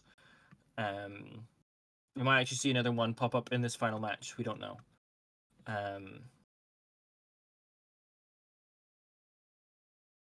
it appears something I'm a little bit more interested in as we are waiting for this to happen. I'm kind of surprised by choosing to bring in. Oh, there we go. It looks like I think the match is about to begin. Yep, Huntley has confirmed they're ready. Feel free, at least for the time being, as we wait for the matches to start. Make sure you grab your your drinks and snacks now, as there might not get a solid opportunity again. This could be the last match of the entire cup, or this could be just the beginning of PokeGalaxia's redemption. We'll have to. This is where it matters, everyone. It looks like the match has just started. We are looking at. They are currently going through team preview as we speak, and with a certain amount of tension in both the commentary box on our end, as well as potentially the Twitch chat right now. As I'm looking through it, the So we match just see has begun. Ooh, so we see a Clodsire lead and a Lamamola lead. Not much that can be really gained in terms of information from this. As both of these Pokemon can appear on a variety of sets. I will say, with the Clodsire out, we could be looking at either Water Absorb or Unaware. I've even seen Poison Point once, although that was considerably more niche. Um, this is going to be interesting for as to determine what Eddie Rock goes for. If it goes for a Toxic here, it is Water Absorb, as Clodsire has finally landed a Toxic. This Alomomola is going to be under a heavy timer, and with this Toxic in place, Alomomola is going to have to hard pivot out, potentially allowing Clodsire to go for another Toxic or potentially a Stealth Rock. a very strong opening position from this Clodsire. Something else to keep in mind is that Alomomola can no longer slow pivot out. So long as Clodsire remains alive, it'll just continue to restore HP. This is looking incredibly well for Eddie Rock here. We'll have to see what Huntley tries to respond with. This is kind of a tough choice. Do you bring in something that is immune to poison, like a poison or steel type, knowing this Clodsire is likely running Earthquake, or do you risk it on the off chance they're not going to go for Toxic in this case? As chances are, I would imagine Wish will just put in a little bit of extra pressure against Huntley here. I'm kind of curious to see what Eddie Rock chooses to do in this instance, as it's very much in his court, choosing to bring in Galarian Slowking, a very opportune time to do so, might I add. Proving to be immune to the Toxic here could be helpful, as Galarian Slowking is likely going to try and go for a Future Sight here. I don't know if it's going to be immune to... I don't really know how much damage that's going to do to something like the Clodsire, who naturally is a great special defensive wall. Clodsire sets up Stealth Rocks as Galarian Slowking chooses to go for something else here. Going for the Future Sight, chances are this Clodsire isn't really safe to stay in, but then again, neither is the Galarian Slowking here. Clodsire can still stay in for one more turn, and we may see an Earthquake coming out there. We do actually, doing quite solid damage as Slowking goes for the Chilly Reception out. We'll get most of that health right back. I'm actually kind of surprised it's Galarian Slowking took that much. Obviously, it's a very strong special wall instead of a physical wall. But even then, Galarian Slowking is by no means frail on the defensive side. Something else to keep in mind is that Clodsire, I think, has like around 75 attack here.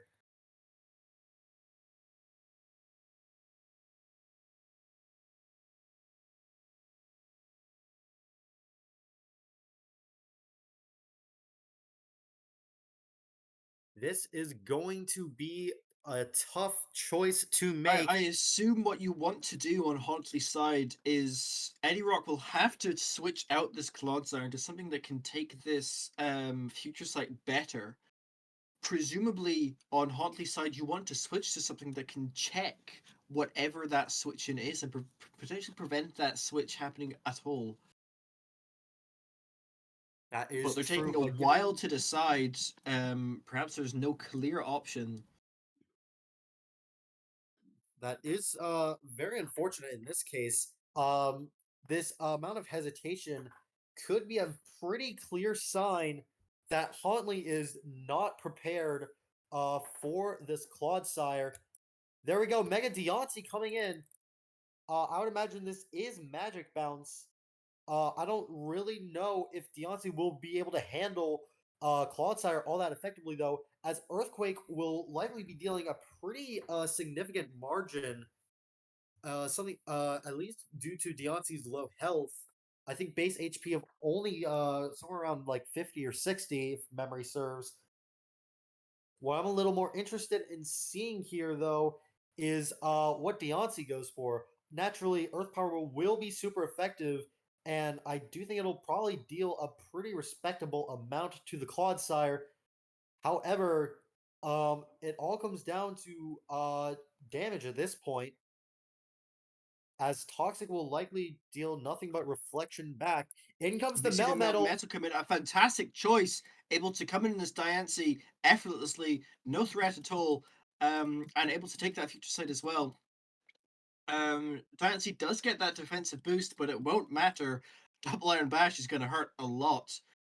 Melmetal is actually going to take around 30% from the Diamond Storm and Future Sight together, which will mean that likely 2 Earth Powers will be enough to kill it, but 1 on its own will likely not be enough due to its relatively low base power and it not being a stab move coming from this Rock Fairy type Diancie.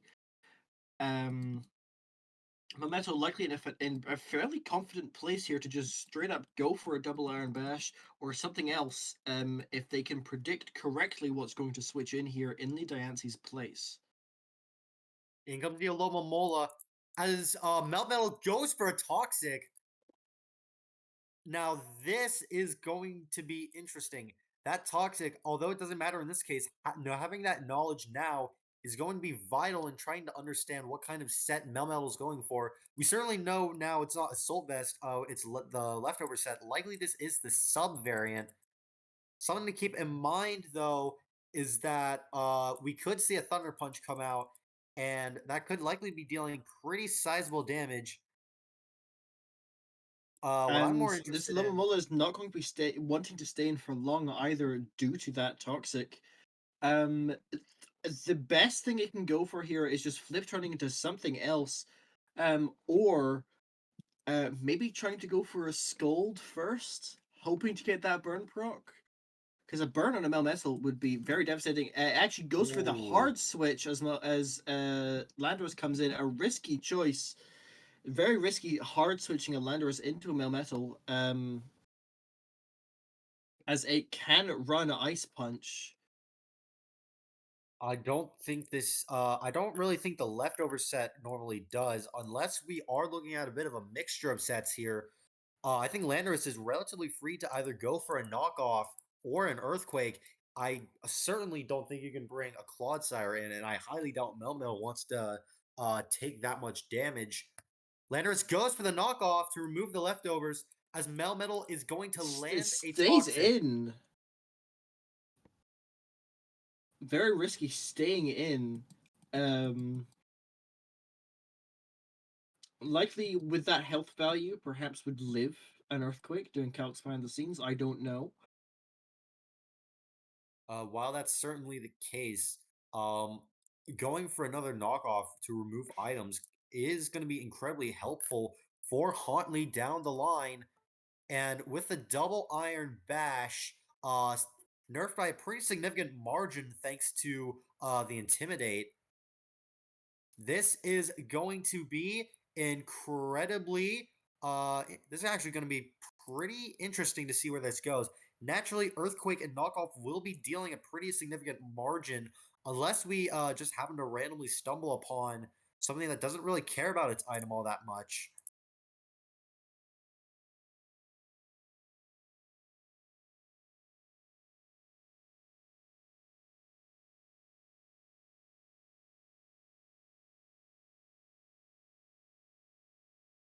And it looks like the next turn hasn't quite started yet.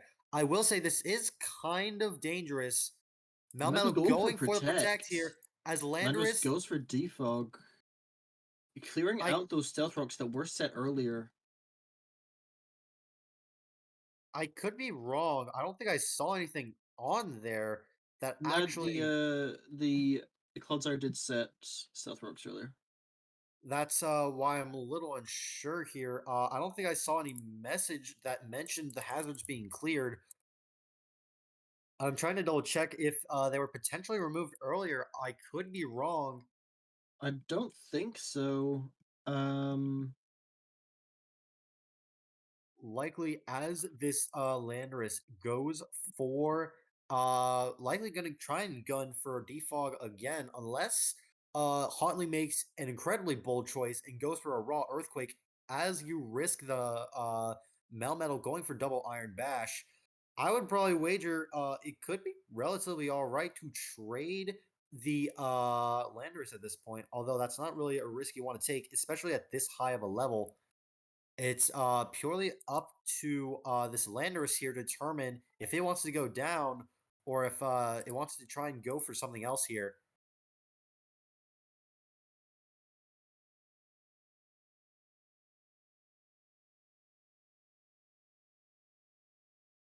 This is going to be tight, Alba. I would imagine... I'm trying to figure what either of these trainers are trying to do here. Naturally, Defog would be great for removing Stealth Rock, as that adds a little less chip damage. Going for the Deontay as double Iron Bash comes out. I'll say now, that is pretty unfortunate for Huntley. Removing the Mega Deontay will take out a significant margin of offensive pressure here. Likely looking to bring the Landorus back in, I assume, to get that second Intimidate off. That certainly could be true, but do you really want to risk something like that happening? At least in this case, as with that gone, that is one less Pokemon that could probably handle that Clodsire in the back. That certainly is removing another Pokemon immune to poison, immune to toxic, as you can't really magic bounce it back. I think one of the few things remaining will be Galarian Slowking, though. I'm curious to see what Huntley goes for, though. Landorus is going to be brought back in. I certainly would imagine Eddie Rock doesn't want to keep this Melmetal in. This is a Melmetal with half attack, and if this Landorus is going to be running Rocky Helmet, even if the Earthquake doesn't KO at this range, I'm certain the combination of Rocky Helmet would.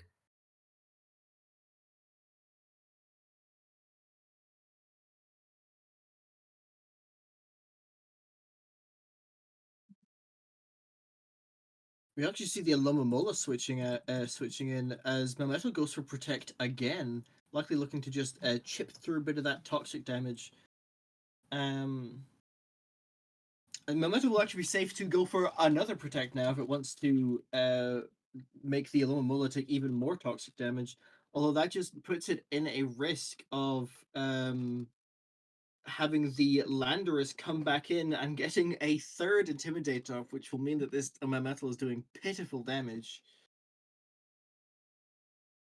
That certainly could be true. Something else to consider, though, Alomomola has to hard switch. Otherwise, the best that'll happen is that it restores half of its health back, which will likely be not too helpful in this instance, as the Toxic is racking up fast.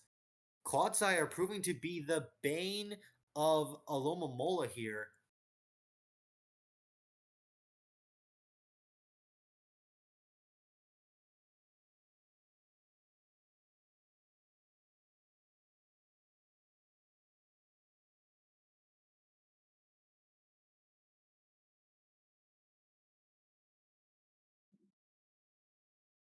Chat is looking, at least at its current time being, a lot of people are supporting Huntley.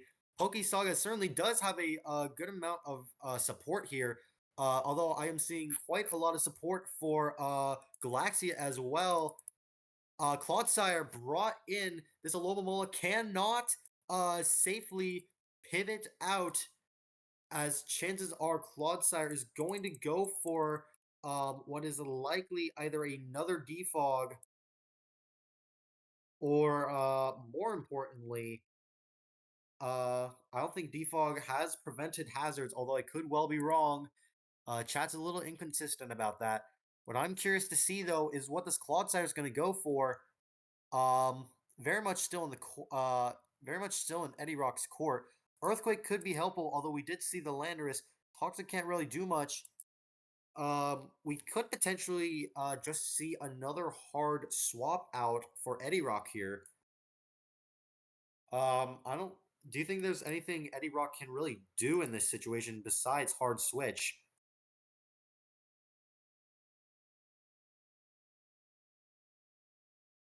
I'm really interested in what both these teams are using because we've only seen about half of both teams here. Oh, The Landorus will come back in as the Samurott comes in. It does get that Intimidate proc. I and this is very likely a defensive focused Landorus. I don't know how much damage a Aqua Cutter will do here. I don't know if it will be enough with that Intimidate. I'm trying But to check this real quick. I do think Landorus did somehow remove the stealth rock. It didn't just appear in it just didn't appear in chat. Funny little fact though, if this is running it, I believe I don't think Razor Shell does it, but I certainly think Aqua Cutter does. chances are Aqua Cutter does have the chance to just go for critical hits, and I would probably wager that Oh, Samurott is absolutely, yeah. capable of. And absolutely just one-shotting with the crit. Absolutely, that would mess this poor Landorus up if that came through. I don't think we've only seen one crit so far in this final match. It was a knockoff in the last match, and it wasn't too important, I don't think. Although I might be misremembering that. Either way, I'm really unsure if this Samurott is able to break through this Landorus. If it is, that could be a very bad loss on PokeSaga's side. Alomo Mullet comes out Yeah, as Samurott goes for the edge.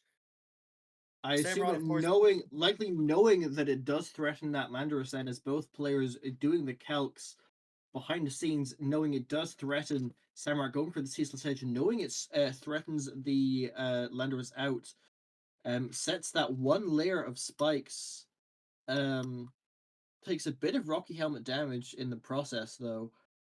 while that's true, Samurott is what I effectively like to call the edge lord, and certainly putting a ton of pressure thanks to sharpness and putting spikes as well, meaning chances are Alomo Mullet doesn't really want to stay in for too long, despite the amount of Rocky Helmet damage the Samurai might be taking. I do believe we still have an Alomo Mullet on Eddie Rock's end, or at the very least, that Clodsire is still hale and hearty. I'm kind of curious to see what Alomo Mullet tries to do in this instance, as it will probably be forced to either wish or go for the slow pivot, try and get its regenerator health back. As I don't think Samurott is capable of really doing all that much if it is choice locked. After all, I do think it's commonly choice scarf. You mind correcting me on that if that is incorrect, Alba? It is usually choice locked, yeah. Most chooses to run choice scarf because although Samurott is fast, it's not stupidly fast, and oh, we do see the knockoff come out, knocking off that Rocky helmet and doing considerable damage to Limon that will actually probably be forced to go for a protect here. While that could be true, we also know now that it's definitely not choiced. I'm curious to see what Alomo Mullet does here. Do you go for the flip turn and risk the Clodsire coming in? Do you just go for a hard pivot and hope to goodness that there isn't an Aqua Cutter crit here? Or do you go for the protect, allowing that toxic damage to rack up even more?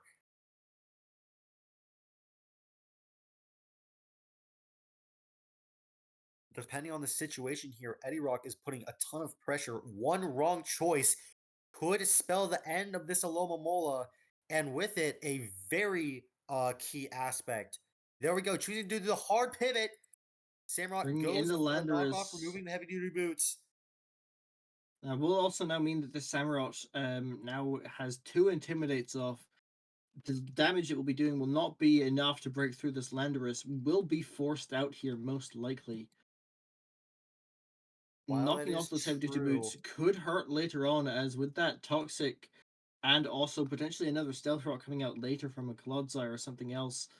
This Landorus may not be able to have. It's probably not going to be able to live for this whole match. Also, likely going to go for a defog here to clear that layer of spikes that was set. Knowing that the Samurott cannot really threaten it, and that it'll be forced in out. We comes do the see the Razor Razor Shell. Shell, though, as it does miss.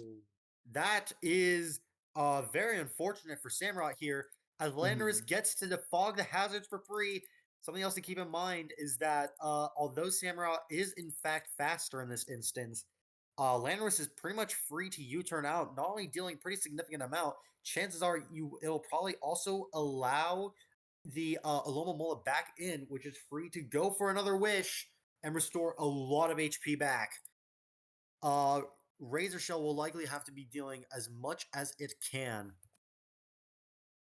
Although I don't believe Razor Shell does have that chance to crit. I could be wrong. No, I think Razor Shell is one that gets the defense drop, I think. Yep, can 50% confirm it defense is a drop. defense drop. Although I will mention it is incredibly unfortunate for Galaxia here. Very good for Hauntley that not only did you not get a defense drop, you the 95% accuracy move actually just straight up missed. That's Pokemon for you. Alrighty. Now, what I'm more interested in seeing is what this Landorus is going to do. Do you go for the hard pivot, or do you choose to swap? Do you go for a U-turn pivot into the Alomomola, free to set up wishes and continue the damage over time?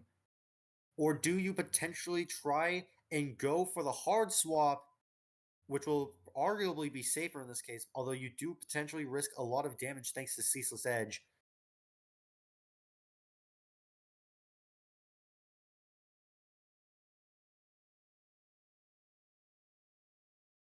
There we go. Samrock going for the Ooh. encore.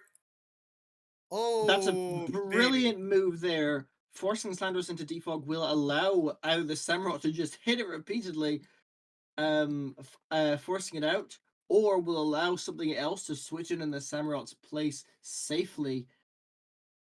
Fantastic Melmetal move comes out. there. Critical hit. As Oh, the that's Ceaseless Edge huge. critical hit will come out, bringing that Melmetal to half health immediately, and setting one layer of spikes once again. Oh, wow. That is definitely going to be a game changer. A fantastic set of turns there from Eddie Rock. I will mention, I do think this does mean, if I'm looking at the math right, this is likely going to be 2 more hits to knock out the Melmetal. Assuming Samurott just doesn't get another crit right here, this a critical hit was bound to happen eventually. And Eddie Rock having a very opportune time to land it, although it is a bit of RNG. And it looks like Galaxia is popping off right now. This is the exact type of performance you want to see. After losing that first match, it was very close, but it was a loss nonetheless. They cannot afford to lose this match.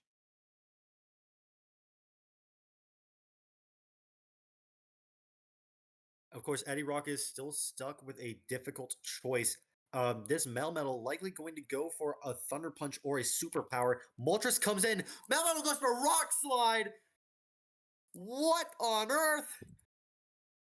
Fantastic predict there. Will not be enough to kill, but what a fantastic predict. Also, a very uncommon move on Melmetal.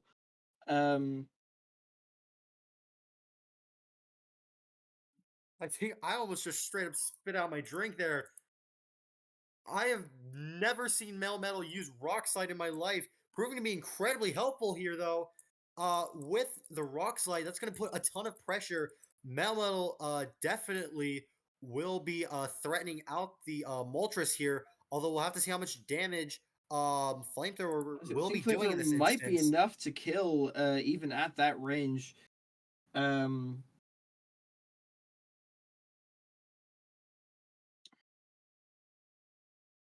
Holy smokes. Chances are, though, I don't know how this Moltres is built. It's certainly bulky if it's able to survive a quad effective Rock Slide. But with bulk, I'm not certain if it has the damage output to KO the Melmetal here. And that Alomomola is very much still alive.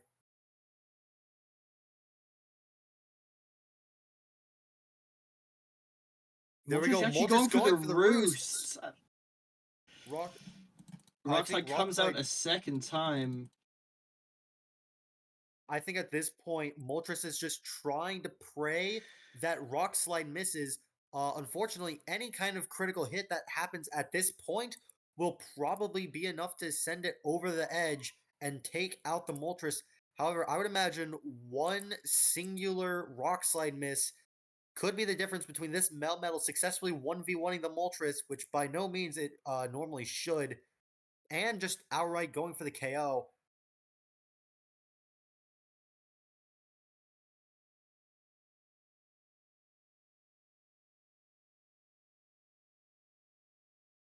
This is already infinitely more this is already a very tight second place match.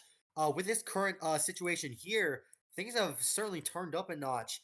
That critical hit from the Ceaseless Edge proving to be incredibly fortuitous here, as Melmel was forced to continually put up pressure against this Moltres, trying to get it to recover more and more until eventually at some point Melmetal will just be able to get a crit and overwhelm it. However, if a single Rock Slide does get that miss, which trust me, it's a rock move, it is certainly going to miss. I would probably wager going for the Raw Flamethrower instead, as Rock Slide Not is able enough. to be enough, as the Rock Slide will come out and will finish off this Moltres, deciding not to go for the trying to stall out that Rock Slide until it missed, as the Samrock comes back in, free to go for a Ceaseless Edge here. I won't deny that's certainly true. We know from past precedents that this isn't locked into it either. If that Landorus tries to come in, Razor Shell is not going to be very fun to deal with. And I do believe heavy duty boots have been removed, although it doesn't quite matter as much for the Landorus. Knockoff is going to prove to not really be too effective in this case. I don't really know if Hauntley has much that wants to come in. Melmetal might be forced to be sacked here. Galaxia very much has an opportunity to bring this back.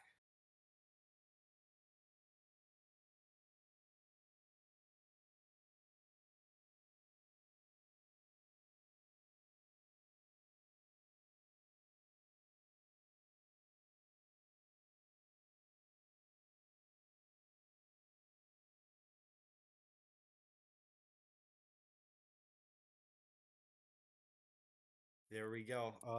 This is going to be a tough situation for Hauntley to be in. You do want to keep the Melmetal alive, as it is proving to be an incredibly effective wall breaker. The problem still remains, though. How are you going to bring it in? Even if the there we go, choosing to bring in the Alomomola, Ceaseless Edge Oh, is look at going that to be damage! enough. And that poison will be enough to drive it over the edge. That Alumamola is gone. A fantastic defensive pivot, and the Wish Passer as well on Huntley's side is gone. With even more spikes being set, will allow the Landorus to come in. But that certainly is could be true, but something to keep in mind with Alomomola gone, Mm. nothing is going to really be able to come in and be able to get that recovery. That KOing the Alomomola here was certainly the difference maker. I won't deny, though, it's a bit uncertain to see what happens. In comes the Darkrai. We know Samra isn't choice locked. We saw that earlier, so it all depends on what Darkrai goes for here. Do we see a fighting move come out from Darkrai? Or We is may well this see a Z Focus Blast. We've seen a couple in this tournament. There was one in that last round as well. From the same team, might I add. Was it? No, it wasn't the same team. I take that back, sorry. We'll really have to see. This Samurott could be in great danger. Darkrai goes for the nasty plot. Samurott stays in as Samurott goes for the Encore.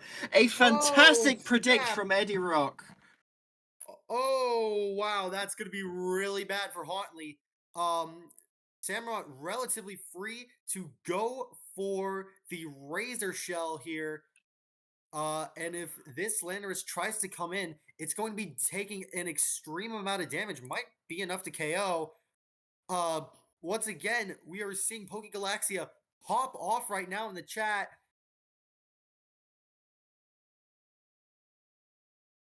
That is certainly going to put a spin on things. Melmetal comes out. We'll come in and we'll go down to the Razor Shell immediately, as we're likely going to see the Darkrai coming back in, and this time not going for a nasty plot, not messing around, probably just going to go straight on the offensive.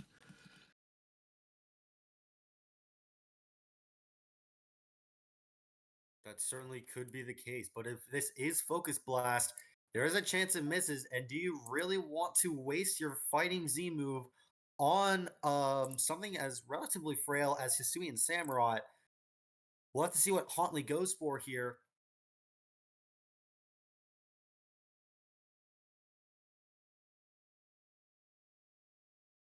PokeSaga is saying let Hauntley cook. We'll have to see though.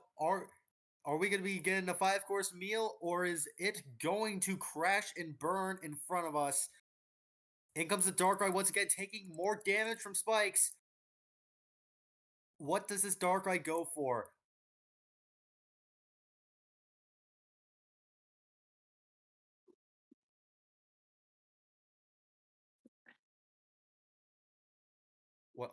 This is going to be interesting. In this brief moment of quiet, we are waiting for the next move Hauntley makes. If Hauntley makes the right call and somehow takes out this oncoming Samurott, that's going to be incredibly helpful for potentially bringing back this very dangerous situation.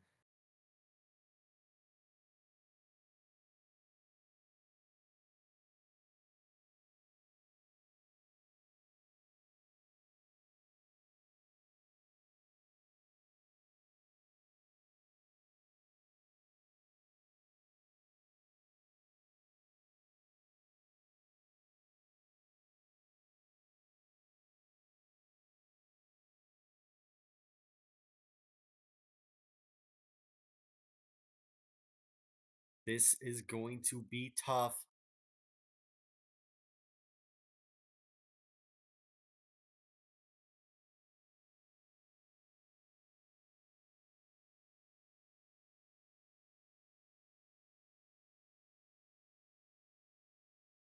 Darkrai going for another nasty plot. He has not.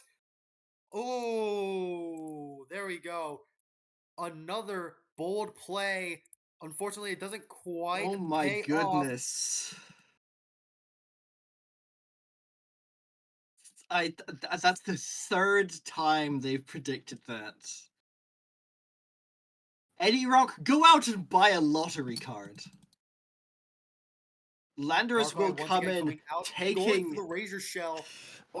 taking so much damage from that, and also taking even more from the poison damage. Will go down due to those predicts. Eddie Rock has been able to take out 2 other Pokemon.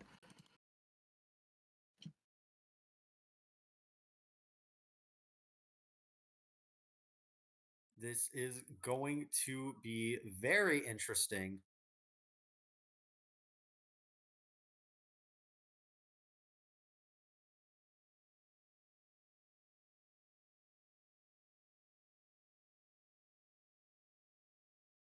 Benzadar as Darkrai comes back in. Do we see another nasty plot come out?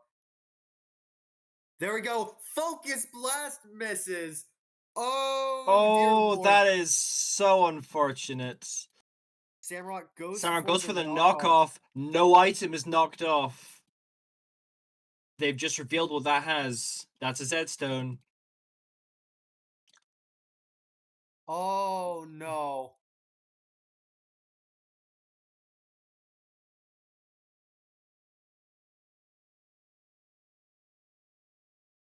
I think, although, hold on, we could be wrong here. Going for the knockoff here, allowing Darkrai to survive a little bit longer, and I'm almost certain this is Fightinium Z, by the way, judging by the lack of an item removed. We could see the all-out pummeling here, although does Hauntley want to go gambling again? Going for another Focus Blast, a very bold play. However, Darkrai will likely be forced out by a Moonblast here.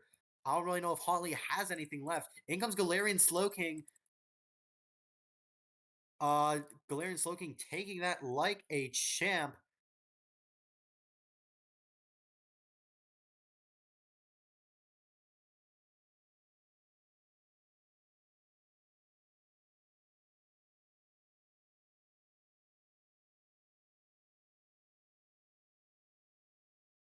Oh. Darkrai will come back in, taking even more spikes damage every single time. Dark Goes Pulse, to Dark Pulse. It will not be enough. Tapu Lele will be able to clean up as PokeGalaxia win the second match, bringing the overall standing to 1-1 as we will go to our third and final match. That's the exact sort of match PokeGalaxia want. As it is now all to play for and all to lose, as we will go to our final match in the grand finals of the Pixelmon World Cup. This is going to be intense with a very clean with a very clean win against Hauntley here.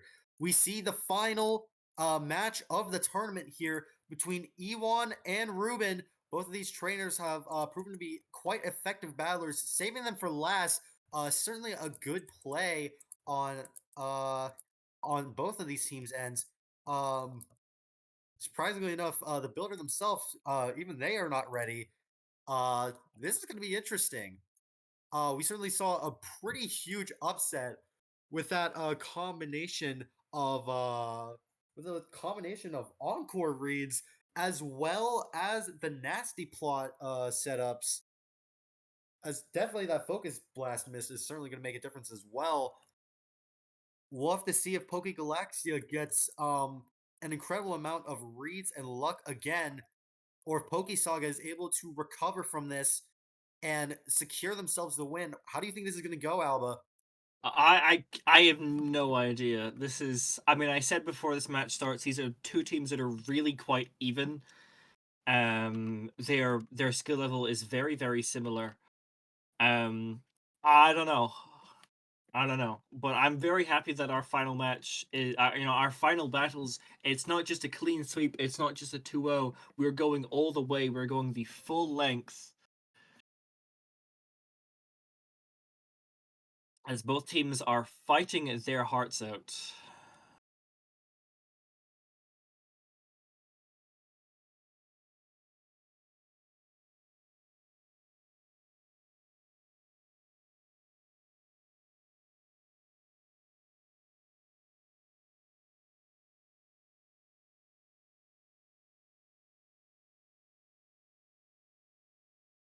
This is going to be intense.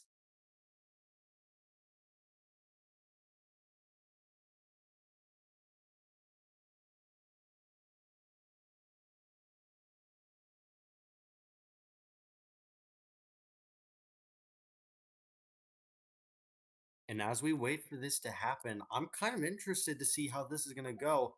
I'm still trying to find past precedents on what either of these teams really used.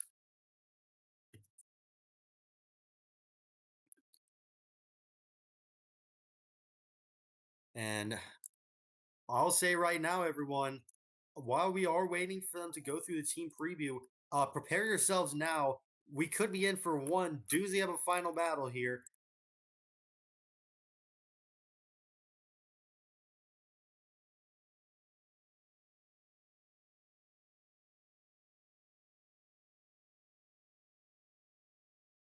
All right, we will be starting now. As we see the Samurott and Medicham lead, almost certainly a Mega Medicham. Who's faster? I actually don't know who's faster. I know Mega Medicham isn't the fastest Pokemon in the world, but I also know Samurott isn't either. It's not Scarfed. I think Samurott is faster. No, I'm wrong. Mega Medicham is faster here, and likely is able to threaten this Samurott out the field if it's not Scarfed. If it is Scarfed, then tables may very well be turned. I would imagine unless this Samurott randomly has something like Psycho Cut, yeah, it's gonna be a forced out as Medicham goes for the fake out into the Volcarona, dealing a pretty sizable chunk here. You want to be careful here. You can't just. You're going to be careful if you want to hit that Volcarona again, as every time you hit it, you risk getting burned. And if you get burned as a Pokemon like Mega Medicham, your damage output is going to be shrunk considerably. Funnily enough, something I've actually seen that's interesting is We'll see the Heatran come in as Volcarona knows it threatens out, goes for the roost. what I'm interested in seeing here, if at least if I look at this right, allegedly Ewan is letting their cat pick moves. I could well be wrong here, but if that is, I'm not gonna lie, kind of based of them. Gliscor comes out as Heatran sets up the Stealth Rocks, likely going to be threatening out the Heatran with Earthquake here.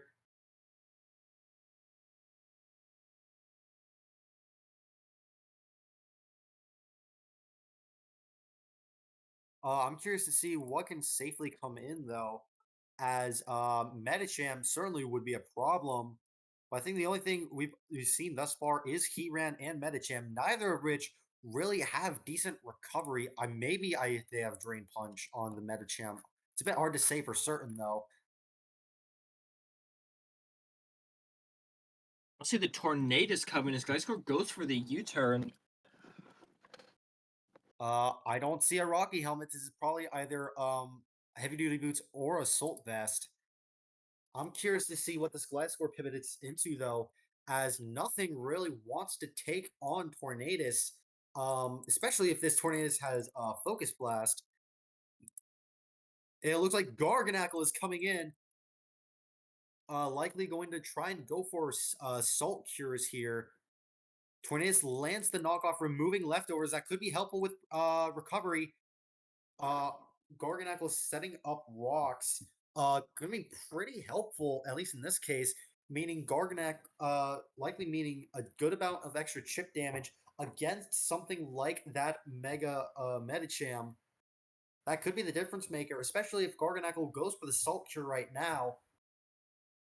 Definitely if it does in this instance, that could be more chip damage. Tornadus goes for the U-turn, as Gliscor comes in, with the Gliscor being Salt Cured, its Toxic Orb poison recovery has been negated, at least for the time being. This is going to be intense.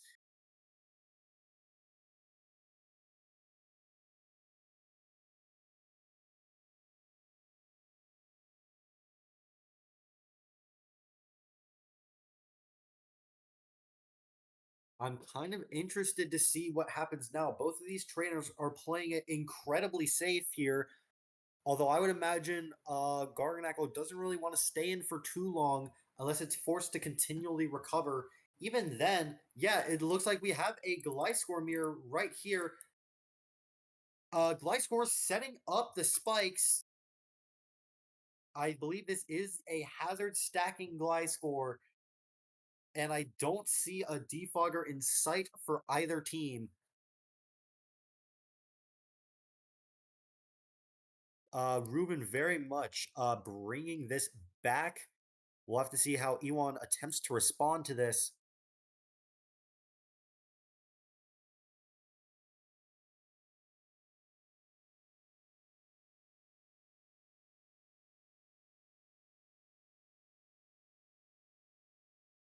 I'm kind of curious on your end, Alba. How do you think this is going to go at this point? More, oh, there we go. Hazards have been removed. Honestly, I'm not sure. Both teams are obviously trying to just slightly work around each other, find a good opportunity to get something going. I'm unsure. I would assume that the first team that really starts to get their momentum going, um, if the opposing side is unable to stop that momentum quickly, then it may very quickly snowball. A little bit of extra momentum could go a long way here, especially that tiny bit of chip damage, as Gliscor won't be able to recover that back unless it swaps out. I'm more curious to see what Ewan chooses to bring in to try and counter the Gliscor here. As with the combination of Gliscor and Heatran, only thing that could really safely be able to handle things here would be a water type, which I don't think we have seen yet. Gliscor comes out. In comes the Samurott. I am completely wrong. Samurott is coming back out, likely trying to go for either a Razor Shell, Aqua Cutter, or potentially even that Ceaseless Edge. Whatever the case, chances are, there we go. Tornadus comes out as Samurott removes the knockoff, the heavy duty boots via knockoff.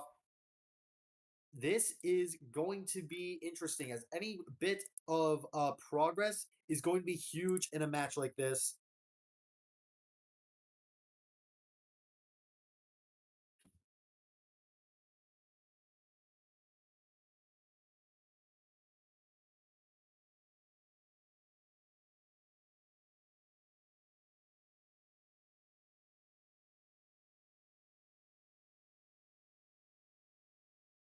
And this is going to be interesting.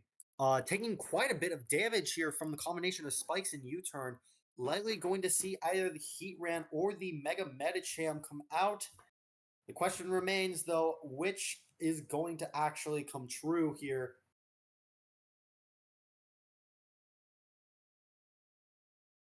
I kind of want your input on this, Alba. Do you think a Zen Headbutt would be enough to KO Garganacl from this range?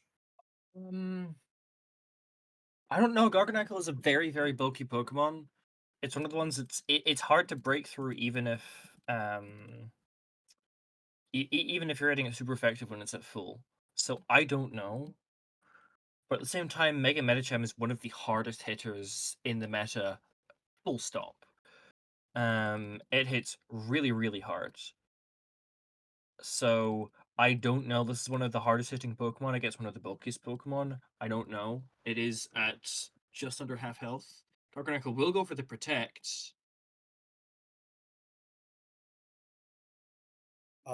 As Medicham goes for the Zen Headbutt, trying to restore, trying to go for the read here, trying to potentially predict that Volcarona coming out, knocking off the leftovers here, will deny it recovery. The more interesting question in this case then is, what does Ewan do? Certainly close combat will take it out, but pivoting into the Volcarona will very much risk a Zen Headbutt if that comes out again. It all comes down to what Ruben does here. As far as I'm aware, arguably the only safe play Ewan has, unless there's something not really revealed, would be the Gliscor, and even then, Medicham runs Ice Punch. Volcarona comes out. Zen Headbutt does a significant amount of damage here. I'm going to have to double check the health on that real quick.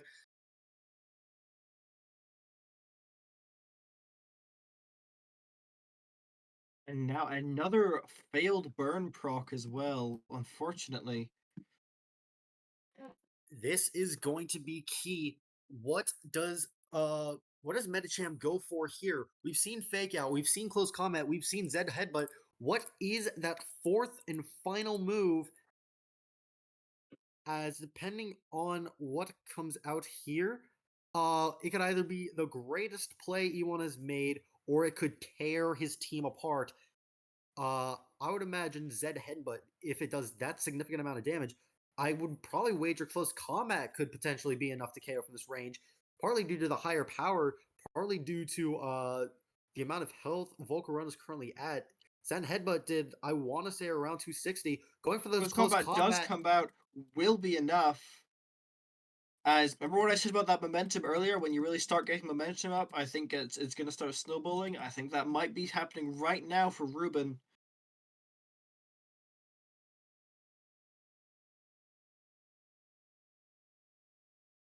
Now, this is going to be interesting. Hisui and Samurott choosing to come out. I'm curious to see why this is coming out. Do we know that this is Choice Scar? I think that it must be, right? This it must be, unless you're trying to bait out an attack. Oof. Steel Mullet Ceaseless comes in and the Edge. Ceaseless Edge misses. It's very unfortunate.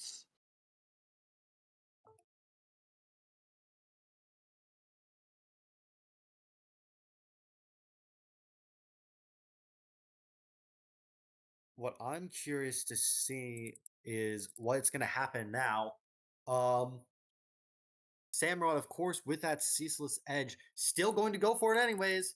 I don't see any signs of Rocky Helmet. As Alomomola goes for the flip turn, likely trying to go into the maybe the glide score here. I'm curious to see whether or not this is choice lock.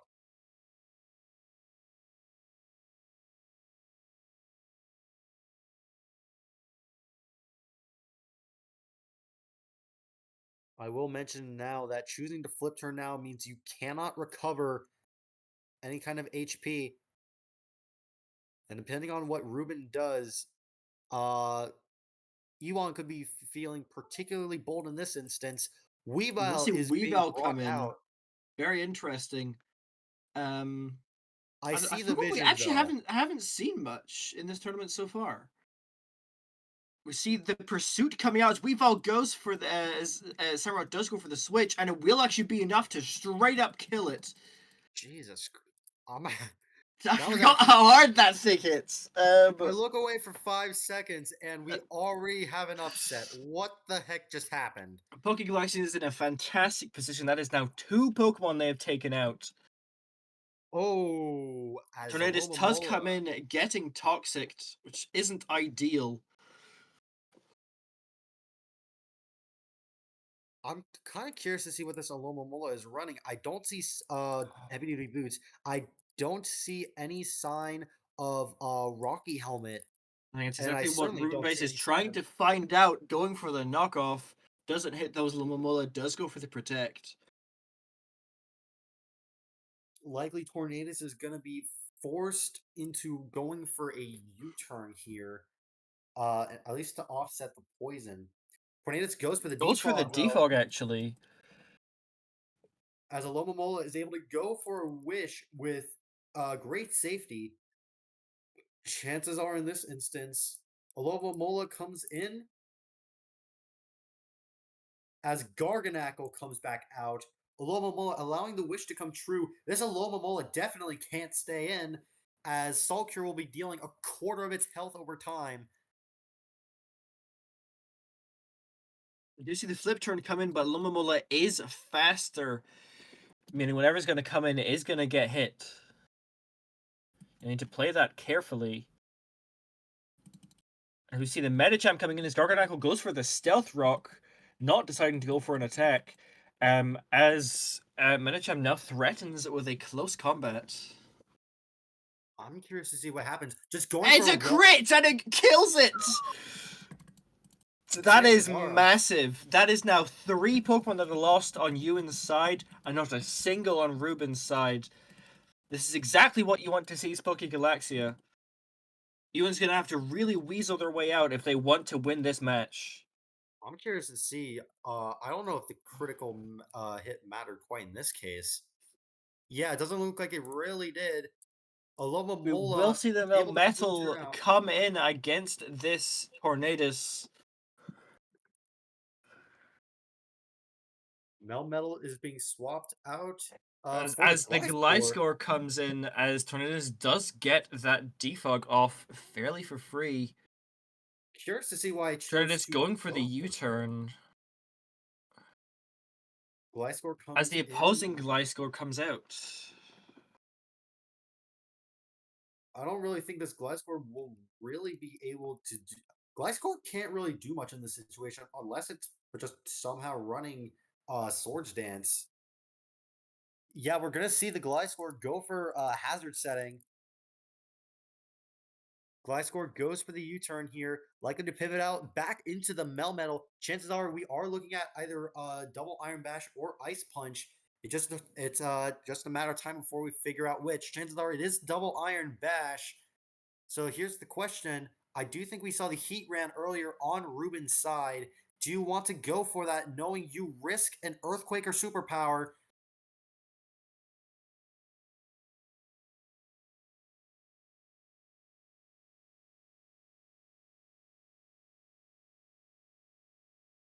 And it looks like we have our answer, choosing to bring in the Alomomola. Very safe play, by the way. I still don't know what this Alomomola has. Ruben is at a fantastic advantage here, but they can still lose it if they misplay. They do need to still be Bring in the fairly careful. Heatran. As the Thunder Punch comes out, Heatran will be faster here, will likely not be able to threaten, as an Earthquake or Superpower could come out. But at the same time, a Lava Bloom or Magma Storm could hurt massively. As we do see the Alomomola come out as the Magma Storm comes out. As Alomomola is now trapped by Magma, it is forced to either go for the flip turn here or risk taking insane amounts of damage. Even then, I would imagine you would probably want to go for it. Heatran lands the Toxic. Oh, that's going to be real bad. That Alomomola is on a timer, and there's only so many Pokemon left in you inside. That is not what they want to see. We will see the Gliscor coming in, though, easily able to threaten this Heatran back off the field. As the opposing Gliscor once again comes in easily for free on that Earthquake. Chances are we are going to see another defog. This is the dilemma here. Medicham comes out. Gliscor goes for the U-turn, but we definitely know now. I'm pretty sure Medicham just can straight up KO from this range. Definitely from this range. I can tell you that much. Oh, as the fake out does come out, doing a good chunk of damage. Yeah, I think it might be able to break through this Alomomola. And do you really want to switch in on this? Do you want to bring something in on this? Close combat will come out. The Alomomola will come down. And I believe all that remains is this Gliscor and the Melmetal. I think that's it. They, Ice Ice Punch Punch comes out. That's going to be enough. And this Melmetal will not be enough. This will be it. Ruben will be able to win this. I don't think there's a chance for Ewan to bring this back. The Melmetal is not at full close combat. I think is enough to just straight up one shot.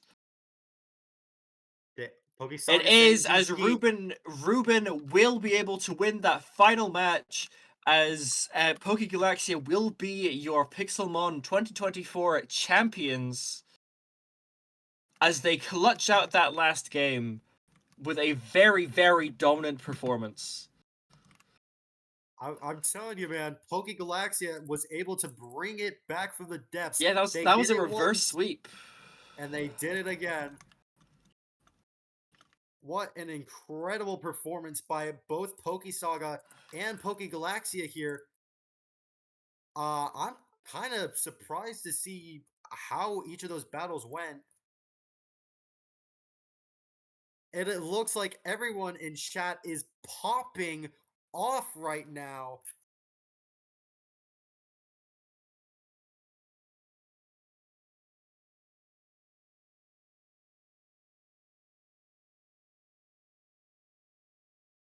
We need to get them in here. That certainly is the case. As we wait for things to slowly settle down a little, yeah, would like to personally invite some of them onto the stage. I don't know if they're currently with us right now. I'll have to double check. They're not in the audience yet in the commentary box. If you're listening, Ruben or Eddie Rock on the stream, you're free to come back in the commentary box. We will bring you back into the chat for a little post-match interview. Let's see. Looking at the match announcements. There we go. I think it's about to be finalized now. PokeGalaxia is the final team remaining, and will be receiving not only this arena but a wide variety of teams here. I do believe currently in the audience with us will be the team manager representing PokeSaga here, who has successfully gotten second place. How are you doing, Huxley? I'm all right, thank you. Firstly, just want to say thank you to everyone behind the scenes at PwC for hosting it. It was a lot of fun to play in, of course. And yeah, massive congrats to Galaxia. They were the better team today. And definitely really tested us, towards the end, even if we tried to play a little bit of mind games. But yeah, definitely proud of the boys and everyone for their efforts. Certainly, I mean, that's yeah, you did have a fantastic team behind you. And that first match was performed really, really well. To be fair, all the matches were performed really, really well. Yeah, even even Chonk, who was banned like in the earlier stages, we had him backseat gaming. So um, we there was a lot of team effort, a lot of coordinating, and yeah, sometimes things don't go your way, but it is what it is. Still something to celebrate. Well, I'll tell you either right now. way, congratulations on getting this far. And even if you didn't get first, you still got second. Congrats on second. Thank you very much. That's still quite the feat. And also, we certainly hope to see you next year as well. I'm sure we'll make a reappearance. We gotta have our claim to the throne, especially when we came so far. I mean, so close. Yeah, maybe you'll get one step further. Yeah, hopefully, of course. That certainly is the case. But we are going to move on specifically to PokeGalaxia. I do believe the owner Apollo is with us currently in the room. How are you doing? If you can speak, Apollo, feel free. How are you doing so far? I'll be the one doing the speaking. My English is so bad, sorry. Yeah, ecstatic. Ecstatic. The moment we saw the matchup on the last set, we thought, oh my god, this is Mega Medicham food. We have to preserve the Mega Medicham, and it cleaned it, and in the end, it's what happened. Really, really tough matchups all around. We were sweating, like sweating. There was a point at which we were like, oh my god, this is it. This is it. This is it. We lost the first round. We were at the disadvantage of the second. This was it. Is this it? Is this it? Is this it? And we somehow turned it around, and just happy, just very happy in general with the performance Congratulations, of the team. a fantastic performance on all 3 rounds. I especially want to say that second round was really quite impressive. Especially with the 3 correct encore predicts, each Yeah. one allowing a knockout. Yeah, that was a really really good play, a series of plays. But yeah, the team played out of his mind, and we couldn't be happier with the results. To be fair, I really want to say that the turn where they used rock slide on my Moltres, that was actually crazy. Like no yeah, one expected it to have everyone was rock like, slide. "Oh my god, did he just rocks like the Moltres? What the?" Fuck? Yeah, It was actually crazy. yeah, that was insane. I The other celebrated brilliant set of each matches. encore prediction like crazy. It was absolutely mental. I will say that certainly was a very exciting series of events. I do believe we do have one final interview with us today. Feel free to unmute if you want to. Both of the tournament organizers are here. I just want to say, I know they're gone, but I will say, a final time, congrats to PokeGalaxia getting it all the way to the finals. Once again, not seeded to, not predicted to, with that seeding getting all the way to the finals, and managing to get a reverse sweep despite all the pressure. Very impressive from both teams, but congratulations especially to PokeGalaxia for getting that first place. Of course, I certainly can't express it enough. Both teams did incredibly well today. Again, I do want to potentially get one final interview with us today. Lanky and Karen, the organizers themselves, how are you guys doing so far? Oh man, I'm glad it's over. If I'm gonna be honest, man, it was stressful. It was real stressful. Yeah, I'm gonna go sleep after this. With everything, there's been a lot of long nights, skipping work, skipping class to make sure things go smoothly. I mean, I'm just really happy everything turned out great because honestly, this was a complete redo of the first year. So in reality, this was kind of test number 2, which all things considered, I'd say we did pretty good.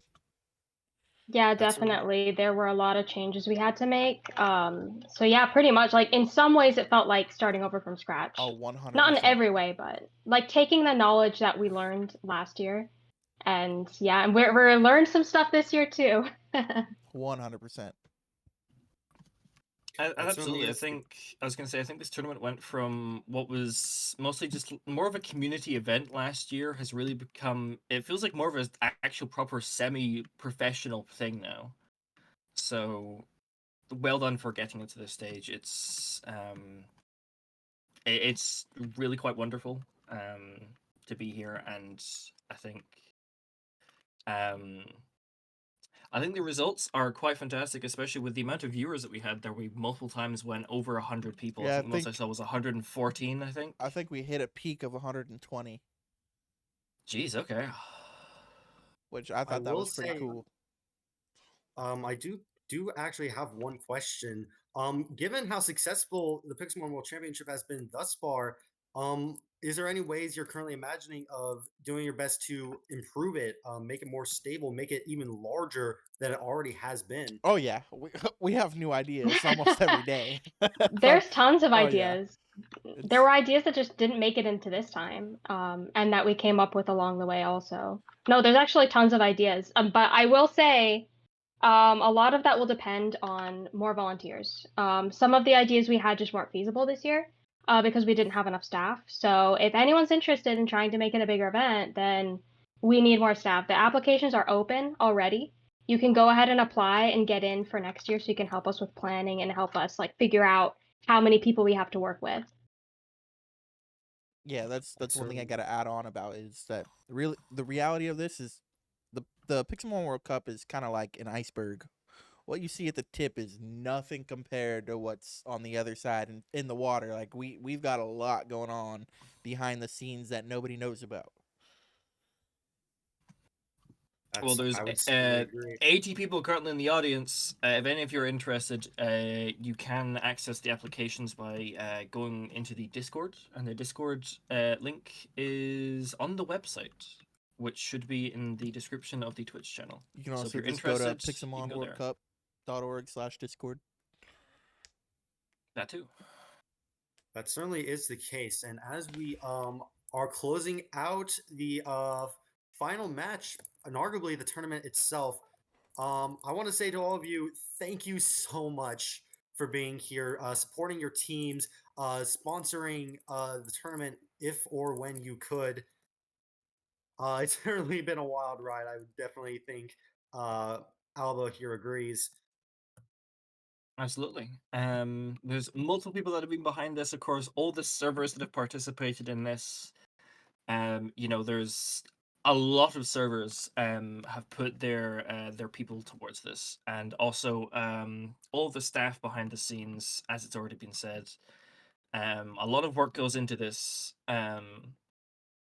So thanks for everyone who has come to help, and everyone that has made this possible. But I do believe, unless there's anything else that needs to be said, that is the end of the Pixelmon World Cup 2024, unless there's anything else that is on anyone's minds. I don't believe there's anything on my mind. I've been your commentator, Delta. And I've been your other commentator, Elba, also here with the two organizers, Lanky and Karen. Only thing else I have to add on is we'll be back next year, bigger and better. And we hope to see you all there. Yeah, thanks guys. Thanks everyone for watching. Thanks everyone for participating. And for the last time, we hope you all continue to have a good morning, noon, evening, or night. Signing out, everyone.